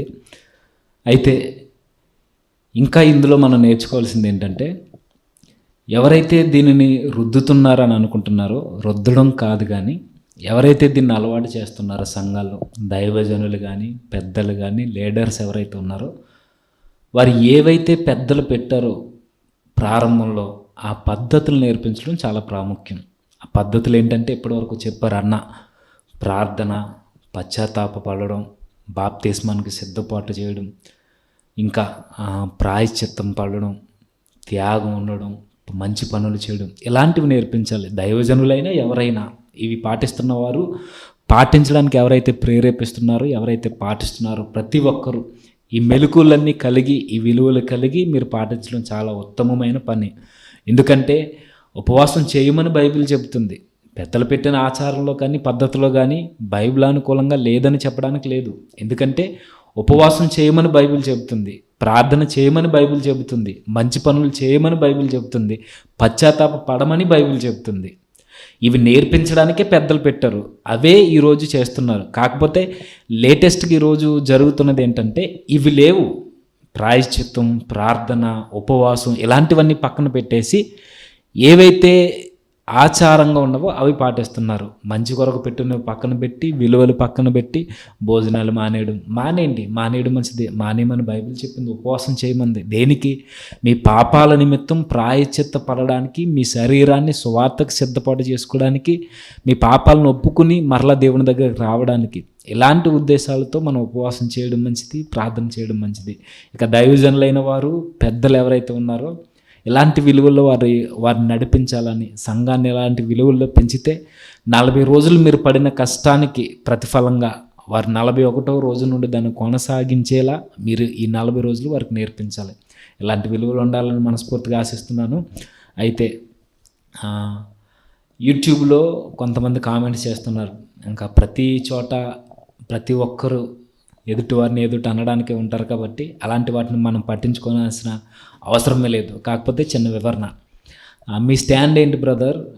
2 విధాల లాజిక్గా మీరు చెప్తున్నారని అంటున్నారు. ఇది లాజిక్ కాదు బ్రదర్. లాజిక్ వేరు, ఒక వ్యక్తిని సమాధానపరిచి దేవునిలో నిలబెట్టడం వేరు. లాజిక్కి బైబిల్ వాక్యానికి అసలు సంబంధం లేదు. ఇంకొక మాట మీరు అన్నది ఏంటంటే డిబేట్ అయితే మీరు ఈ డిబేట్ చేయకూడదని అంటున్నారు. ఒక విషయం ఏంటంటే ఇది డిబేట్ మాత్రమే కాదు. ఇక్కడ డిబేట్ చేయడానికి ప్రత్యర్థులు కూడా ఎవరు లేరు. ఒకవేళ మీరు మీ స్టాండ్ ఏంటో చెప్పి డిబేట్ చేస్తానంటే మీరు రావచ్చు, మీకు ప్రేమపూర్వకంగా ఆహ్వానం. ఇలానే డిస్కస్ చేద్దాం, మీరు రండి. ఇది డిబేట్ కాదు. మా ఒపీనియన్స్, బైబిల్ యొక్క అభిప్రాయాన్ని మాత్రం పంచుకోవడానికే. మా యొక్క థీమ్ లేదా మా యొక్క ఆలోచన ఏంటంటే చేస్తున్న వారిని చూసి చేయని వారు ఎద్దేవా చేయకూడదని, చేయని వారు ఇలాంటి విలువలు వారు కూడా పాటిస్తూ అలానే ఉపవాసాలు చేయండి, ఇలా 40 days పాటించమని చెప్పడం కాదు. వీళ్ళు ఏదైతే 40 days చేస్తున్నారో మీరు 365 days చేయాలని నిశ్చయించుకున్నారు కాబట్టి మీరు కూడా అలా ఉండండి అని చెప్పడానికి మాత్రమే తప్ప ఒకరినొకరు కించపరచడానికి కాదు. దీన్ని బైబిల్ సమర్థిస్తుందంటే అందులో ఉన్న భావాల్ని, అందులో ఉన్న మంచిని బైబిల్ సమర్థిస్తారు తప్ప ఆచారాలను బైబిల్ సమర్థించదు. అదే మేము చెప్పాలనుకుంటున్నాం. మా ఒపీనియన్ ఒకరికి చిచ్చులు పెట్టడం కాదు, కానీ అందరినీ ఏకం చేయాలన్న ఆలోచనతో మాత్రమే ఈ చర్చా విధిని ప్రారంభించాం. ఇది డిబేట్ కాదు. ఒకవేళ మీకు చేయాలని అనిపిస్తే కనుక మీ స్టాండ్ని పట్టుకుని రండి, ఇక్కడ మాట్లాడదాం. అయితే ఇంకా అలాంటి వారి జోలికి మనం పోకుండా ఇక మరలా మనం ముందుకు వెళ్ళిపోతాం. సమయం కూడా ఎక్కువ అవుతుంది కాబట్టి, వినేవారు చాలా ఆసక్తిగా వింటున్నారు కాబట్టి ఇంకా మేము మాట్లాడతాం. వినే ఓపిక, చూసే ఓపిక మీకుంటే వెయిట్ చేయండి. చాలా సంగతులు ఉన్నాయి, మనం ముందుకు వెళ్దాం. ఎన్నో విషయాలు మనం నేర్చుకుందాం. అయితే ఇప్పటివరకు చాలా చక్కగా విన్నాం. లైవ్లో ప్రశ్నలు అడుగుతున్నారు, దానికి చక్కగా ఆన్సర్స్ ఇస్తున్నారు అన్నలందరూ. ఇక ముందుకు వెళ్ళగలిగితే లైవ్లో అడుగుతున్నారు. మన చర్చిలో ఒక భాగమైన ఒక ప్రశ్న మిగిలిందన్న, అదేంటంటే ఈ 40 days ఏవైతే ఉన్నావో మీరు అన్నట్టుగానే మోసే గారు కానీ, ఏలియా గారు కానీ, యేసుక్రీస్తు వారు కానీ చేశారు. వీరు చేసిన ఈ 40 days ఈస్టర్కి లింక్ పెడుతూ ఇవి శ్రమ దినాలను పాటిస్తున్నారు. కాబట్టి ఈ 40 daysకి ఏవైతే ఈరోజు చేస్తున్నవారు, పాటిస్తున్నవారు, మరి తెలుసో తెలియకో నాకైతే తెలియదు, కానీ ఈ 40 days పాటిస్తున్న ఎవరైతే ఉన్నారో సహోదరులు, వారు ఏం చెప్తున్నారంటే, ఎందుకు పాటిస్తున్నారంటే యేసుక్రీస్తు వారు పాటించారు కదా, మేము కూడా పాటిస్తున్నాం సిలువకు ముందన్నట్టుగా వారు మాట్లాడుతున్నారు. అసలు దీని వివరణ ఏంటి? 40 days యేసుక్రీస్తు వారు ఎందుకు పాటించారు? ఆయన ఎందుకు 40 రోజులు ఉపవాసం ఉన్నారు? దాన్ని బేస్ చేసుకుని మేము చేస్తున్నామని ఈరోజు చెప్తున్న వారికి దానికి ఏమైనా సంబంధం ఉందా? అసలు దీని యొక్క బ్యాక్గ్రౌండ్ ఏంటన్నది మాకు కొంచెం మీరు అర్థమయ్యేలా వివరించండి అన్న. దీనికి సమాధానంగా మనకు జేమ్స్ అన్నయ్య గారు ఉన్నారు, అన్నకి సమయం ఇద్దాం.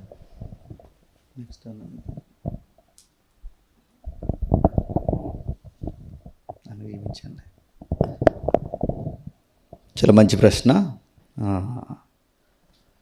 అడిగిన ప్రశ్న ఏంటంటే యేసు ప్రభు వారికి లెంట్ డేస్కి ముడిపెడుతున్నారు. ఈ లైవ్ షాట్లు కూడా అడిగారు అనుకుంటా, యేసుక్రీస్తు వారు మరి 40 రోజులు ఫాస్టింగ్ చేశారు కదా. ఒక విషయం, అసలు దాని బ్యాక్గ్రౌండ్ ఏంటి?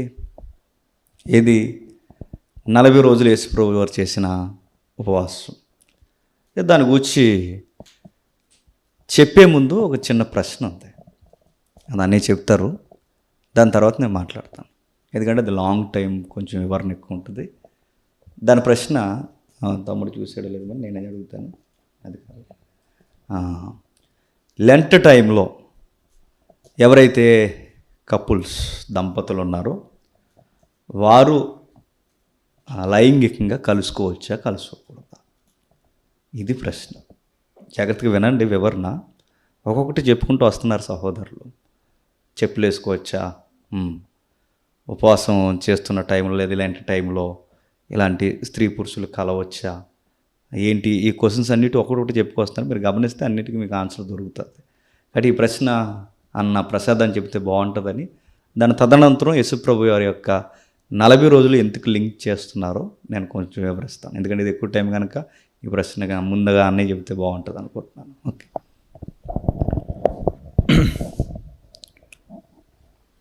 ఇంచుమించు 2-3 పెట్టారు కదా తమ్ముడిది లైవ్లో. అంటే ఎక్కువ మందికి దీని మీద డౌట్ ఉందన్నమాట. ఆలోచిద్దాం. అలాగే తమ్ముడు సురేష్ ఇప్పుడు చెబుతూ మీ స్టాండ్ ఏంటి బ్రదర్ చెప్పండి అని అన్నారు. ముగింపులో మన స్టాండ్ కూడా చెప్దాం. కాబట్టి ప్రతి ఒక్కరు కూడా ముగింపులో చెప్తాం మా స్టాండ్ ఏంటి అన్నది. శ్రద్ధగా వినండి. పూర్తిగా వినకుండా ఏ తప్పుడు నిర్ణయం తీసుకోకండి దయచేసి. రైట్. ప్రశ్న ఏంటంటే, లెంటు పాటిస్తున్నాం, భార్యాభర్తలుగా ఉన్న మేము లైంగికంగా కలవచ్చా అన్నది ప్రశ్న. ఇక్కడ విషయం ఏంటంటే, మనం నిజంగా లెంటు పాటిస్తే, మన ఆలోచనల్లో ఉపవాసముతో గనక మనం నిండిపోతే, లైంగికపరమైన ఆలోచనలు అన్నవి మనలో ఫస్ట్ ఆఫ్ ఆల్ చచ్చిపోతాయి. ఖచ్చితంగా ఆ 46 డేస్ ఏవైతే ఉన్నాయో, ఈ 46 రోజులు కూడా మన ఆలోచనల్లో నుంచి ఈ లెంట్ ఉపవాసం పాటించేటప్పుడు మనం ఏ విలువలైతే ఉపవాసము, అంటే దగ్గరగా, వాసము అంటే ఉండడం, దగ్గరగా ఉండడం. ఎవరికి దగ్గరగా ఉంటున్నాం? భగవంతునికి మనం దగ్గరగా ఉంటున్నాం, దేవునికి మనం దగ్గరగా ఉంటున్నాం. దేవునికి మనం దగ్గరగా ఉన్నప్పుడు ఒక భర్త తన భార్యకు దగ్గర అవ్వాలి అని అనుకోడు. దేవునికి మనం దగ్గరగా ఉన్నప్పుడు ఒక భార్య తన భర్తకి దగ్గరగా ఉండాలి అని అనుకోరు. సరైన విశ్వాసుల యొక్క స్టాండ్ ఏంటి అని అంటే, లెంటు పాటించేటప్పుడు 100% వాళ్ళకి లైంగికపరమైనటువంటి కోరికలు అన్నవి ఉండవు. మీరు ఎలా చెప్పగలరు అని అంటే, ప్రాక్టికల్గా లెంటు పాటించే మంచి సాక్ష్యం తెలిసిన కొంతమంది సహోదరులను, జెంట్స్ని నేను ఆల్రెడీ అడిగిన దాన్ని అనుభవంలో నుంచి నేను చెప్తున్నాను. నేను ఆలోచన చెప్పట్లేదు. కానీ నాకు కొంతమంది సహోదరులు చెప్పినటువంటి స్టేట్మెంట్ ఏంటంటే, మనస్ఫూర్తిగా అందులో మనం లీనమైనప్పుడు, ఆ భావాల్లో మనం ఉన్నప్పుడు, మనస్ఫూర్తిగా నాకు ఆలోచన అన్నది లేదు అని నాకు 2-3 సహోదరులు కూడా చెప్పడం జరిగింది. నిజమే. దేవునికి మనం దగ్గరగా ఉన్నప్పుడు భర్తకు భార్య కానీ, భార్యకు భర్త కానీ దగ్గరగా ఉండాలి అన్న ఆలోచన ఫస్ట్ ఆఫ్ ఆల్ రాదు. ఇద్దరూ సరైనటువంటి విశ్వాసులు అయితే ఇక్కడ వరకు ఓకే. కానీ భార్యాభర్తలు ఇద్దరు కూడా మేబీ అలా ఉండకపోతే, భర్త విశ్వాసపు స్థాయి వేరు, భార్య విశ్వాసపు స్థాయి వేరు.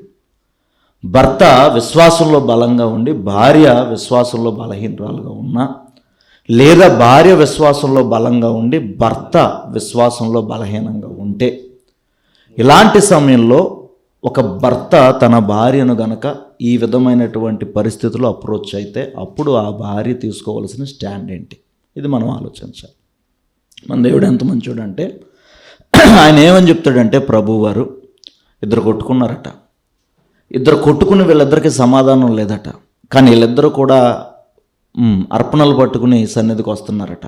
అప్పుడు ప్రభు చెప్తారు కొండ మీద ప్రసంగంలో, ఏమని మాట్లాడతాడు ఆయన? అరే నాకు అర్పణల తర్వాత అర్పిద్దరు కానీ రా బాబు, ముందు మీరు వెళ్ళి సమాధాన పడండి. మన దేవుడు ఎంత మంచోడనంటే కంటికి కనిపించే బంధాలను తెగొట్టేసే ఆ రకమైన భావజాలం దేవుడికి ఉండదు. అటువంటి వ్యక్తిని మనం దేవుడు అని అనకూడదు. ఆయనది అటువంటి ఐడియాలజీ, అటువంటి భావజాలం కాదు దేవునిది. ఇద్దరు కొట్టుకున్న వారినే కలిసిపోవటానికి మీరు ముందు సమాధాన పడండి, తర్వాత నా దగ్గరికి రండి అని చెప్పిన దేవుడు పేతురు గారి ద్వారా, పెద్ద ఆయన ద్వారా మరొక మాట చెప్తాడు. ఏమని చెప్తారు అని అంటే, మీ ప్రార్థనలకు చూద్దాం అన్నమాట. పెద్ద ఆయన ద్వారా ఏమని మాట్లాడతారంటే, పేతురు రాసినటువంటి మొదటి పత్రికలో ఏమని చెప్తున్నారు ఇక్కడ? పేతురు గారు రాసిన మొదటి పత్రికలో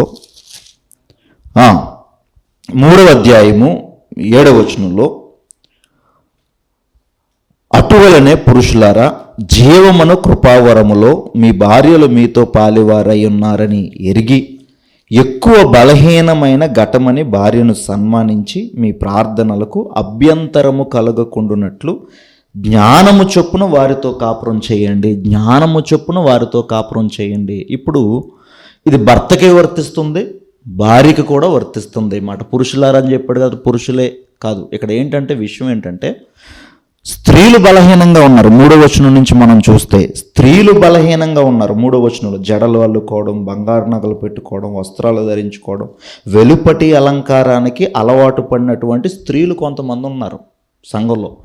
వారిని అడ్రస్ చేస్తూ పురుషులను హైలైట్ చేస్తున్నాడు అక్కడ. పురుషులకి వర్తించేది అని అనుకోకూడదు. ఒకవేళ అదే పరిస్థితుల్లో పురుషులు బలహీనంగా ఉండి స్త్రీలు బలంగా ఉంటే ఖచ్చితంగా పేతురు గారు ఏమని చెప్పారంటే, అటువలే స్త్రీలారా అని చెప్పేవారు అక్కడ.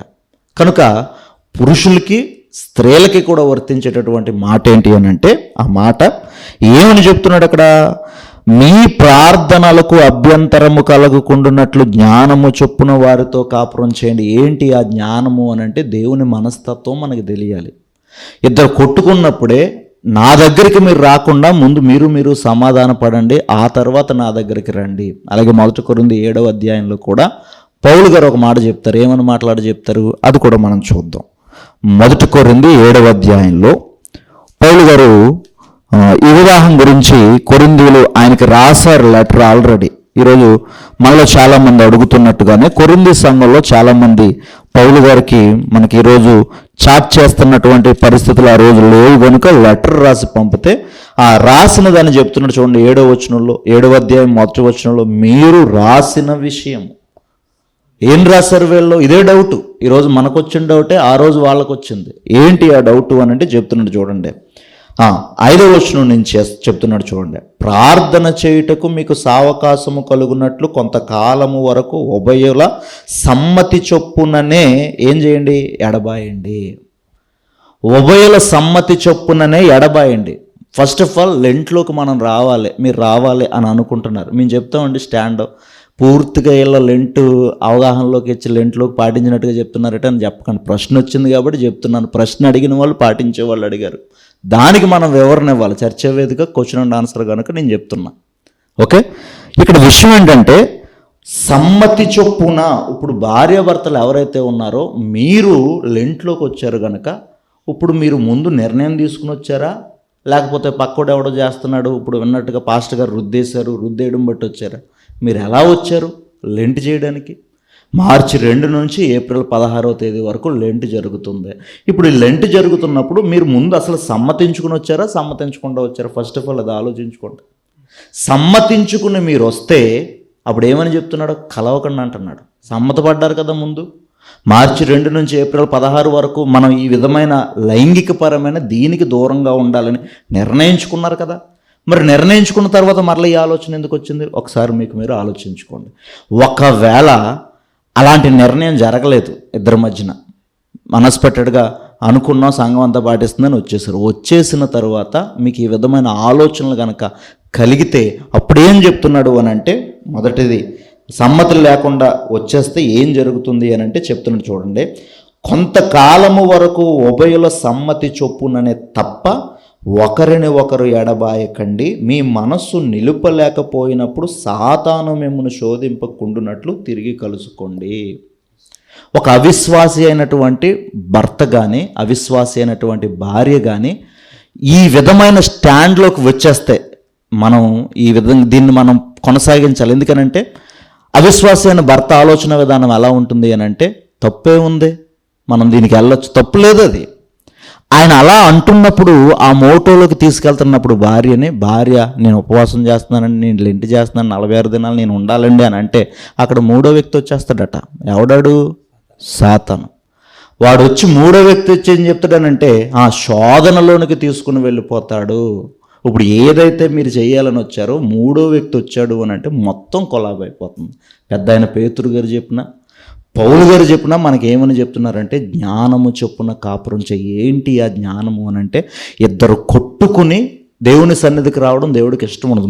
మీరు ముందు సమాధానం, మీరు బాగుండి నా దగ్గరికి రండి అని చెప్తున్నాడు. ఇప్పుడు భార్యాభర్తలు ఇద్దరి సమ్మతి చొప్పున మంచి విశ్వాసులయ్యి ఇద్దరు సమ్మతి తీసుకుంటే అసలు ఈ ఆలోచన రాదు, ఈ విధమైన సందేహమే రాదు. ఈ విధమైన సందేహం మనకు వచ్చింది ఏంటంటే మన పార్ట్నర్ అవిశ్వాసి అయి ఉండొచ్చు. ఇప్పుడు మన పార్ట్నర్ దగ్గర నుంచి ఈ ఆలోచన మన దగ్గరకు వచ్చింది కనుక మనం తీసుకోవాల్సిన స్టాండ్ ఏంటి అని అంటే చెబుతున్నాడు. ఉభయుల సమ్మతి లేదు. ఇప్పుడు ఉభయుల సమ్మతి లేదు, ఒకరి సమ్మతే ఉంది. ఉభయుల సమ్మతి ఉంటే ముందుకెళ్ళండి. ఉభయుల సమ్మతి లేకపోతే సాతాను శోధనలో పడకుండానట్లు మీరు భార్యాభర్తల ధర్మాన్ని కొనసాగించండి అని బైబిల్ చెప్తుంది. కనుక ఈ లెంట్లో ఆ విధమైన పరిస్థితి ఒక అవిశ్వాసి అయిన పార్ట్నర్ నుంచి భర్త కావచ్చు, భార్య కావచ్చు, మరొకరికి గనక వస్తే సమ్మతి లేదు గనుక బైబిల్ ఇచ్చినటువంటి అధికారం ప్రకారంగా ఖచ్చితంగా దానిని చెయ్యొచ్చు అని చెబుతుంది. చెయ్యకుండా గనక ఇదే నాది అనే మొండి భక్తి, మొండి వైఖరిలో గనక మనం ఉంటే మూడో వాడు వస్తాడట, సాతాను వస్తాడట, వాడు శోధించడం మొదలు పెడతాడట. అలా శోధనలోకి వెళ్ళిపోయి నిజంగా కాపురాలు కూలిపోయే పరిస్థితికి వచ్చేసింది అని అంటే అది దేవుని నామానికి అవమానకరం. కనుక మీ ప్రశ్నకు సమాధానం లభించింది అని నేను భావిస్తున్నాను. ఓకే అన్న, చాలా చక్కగా మంచి వివరణ ఇచ్చారు. నిజంగానే సాతానుకు మనం చోటు ఇవ్వకుండా పెద్దలు మరి ఈ విషయాన్ని పెట్టారో లేదో తెలియదు, కానీ మనకు తెలిసిన పైగా కొన్ని సంవత్సరాల వెనక నుండి ఇది వచ్చిందని నేను అనుకుంటున్నా. పెద్దలు పెట్టిన దాంట్లో ఉందో లేదో నాకైతే సరైన అవగాహన లేదు. ఎక్కడ చరిత్రకారులు కూడా చెప్పలేదు ఈ విషయం గురించి. అయితే ఏది ఏమైనా దేవునిలో బ్రతుకుతున్నప్పుడు నిజంగా ఆయన కొరకు మనం బ్రతకాలని నిశ్చయించుకున్నప్పుడు, ఆయనకి దగ్గరగా ఉంటున్నప్పుడు, మరి ముఖ్యంగా ఉపవాసంలో కానీ ప్రార్థనలో కానీ గడుపుతున్నప్పుడు ఇలాంటి అడ్డంకులు వస్తే కనుక ఖచ్చితంగా దేవుడు దాన్ని ఏం తప్పు పట్టుడు. భార్యాభర్తలు ఇరువురు కలిసి ఉండడం బైబిల్ ఏం తప్పు అని కూడా చెప్పలేదు. నిజంగా చాలా చక్కని వివరణ మాకు ఇచ్చారన్న. అందుకే మీకు ఈ యొక్క కార్యక్రమం తరపున ప్రత్యేకమైన వందనాలు. అయితే మనకు మిగిలిపోయిన ప్రశ్న ఏంటంటే, నేను అడిగాము, ఈ 40 days యేసుక్రీస్తు వారు చేసిన 40 daysకి ఈరోజు మనం పాటిస్తున్న దానికి ఏమైనా సంబంధం ఉందా? ఈ ప్రశ్నలోనికి, దీని వివరణలోనికి వెళ్దాం మనం.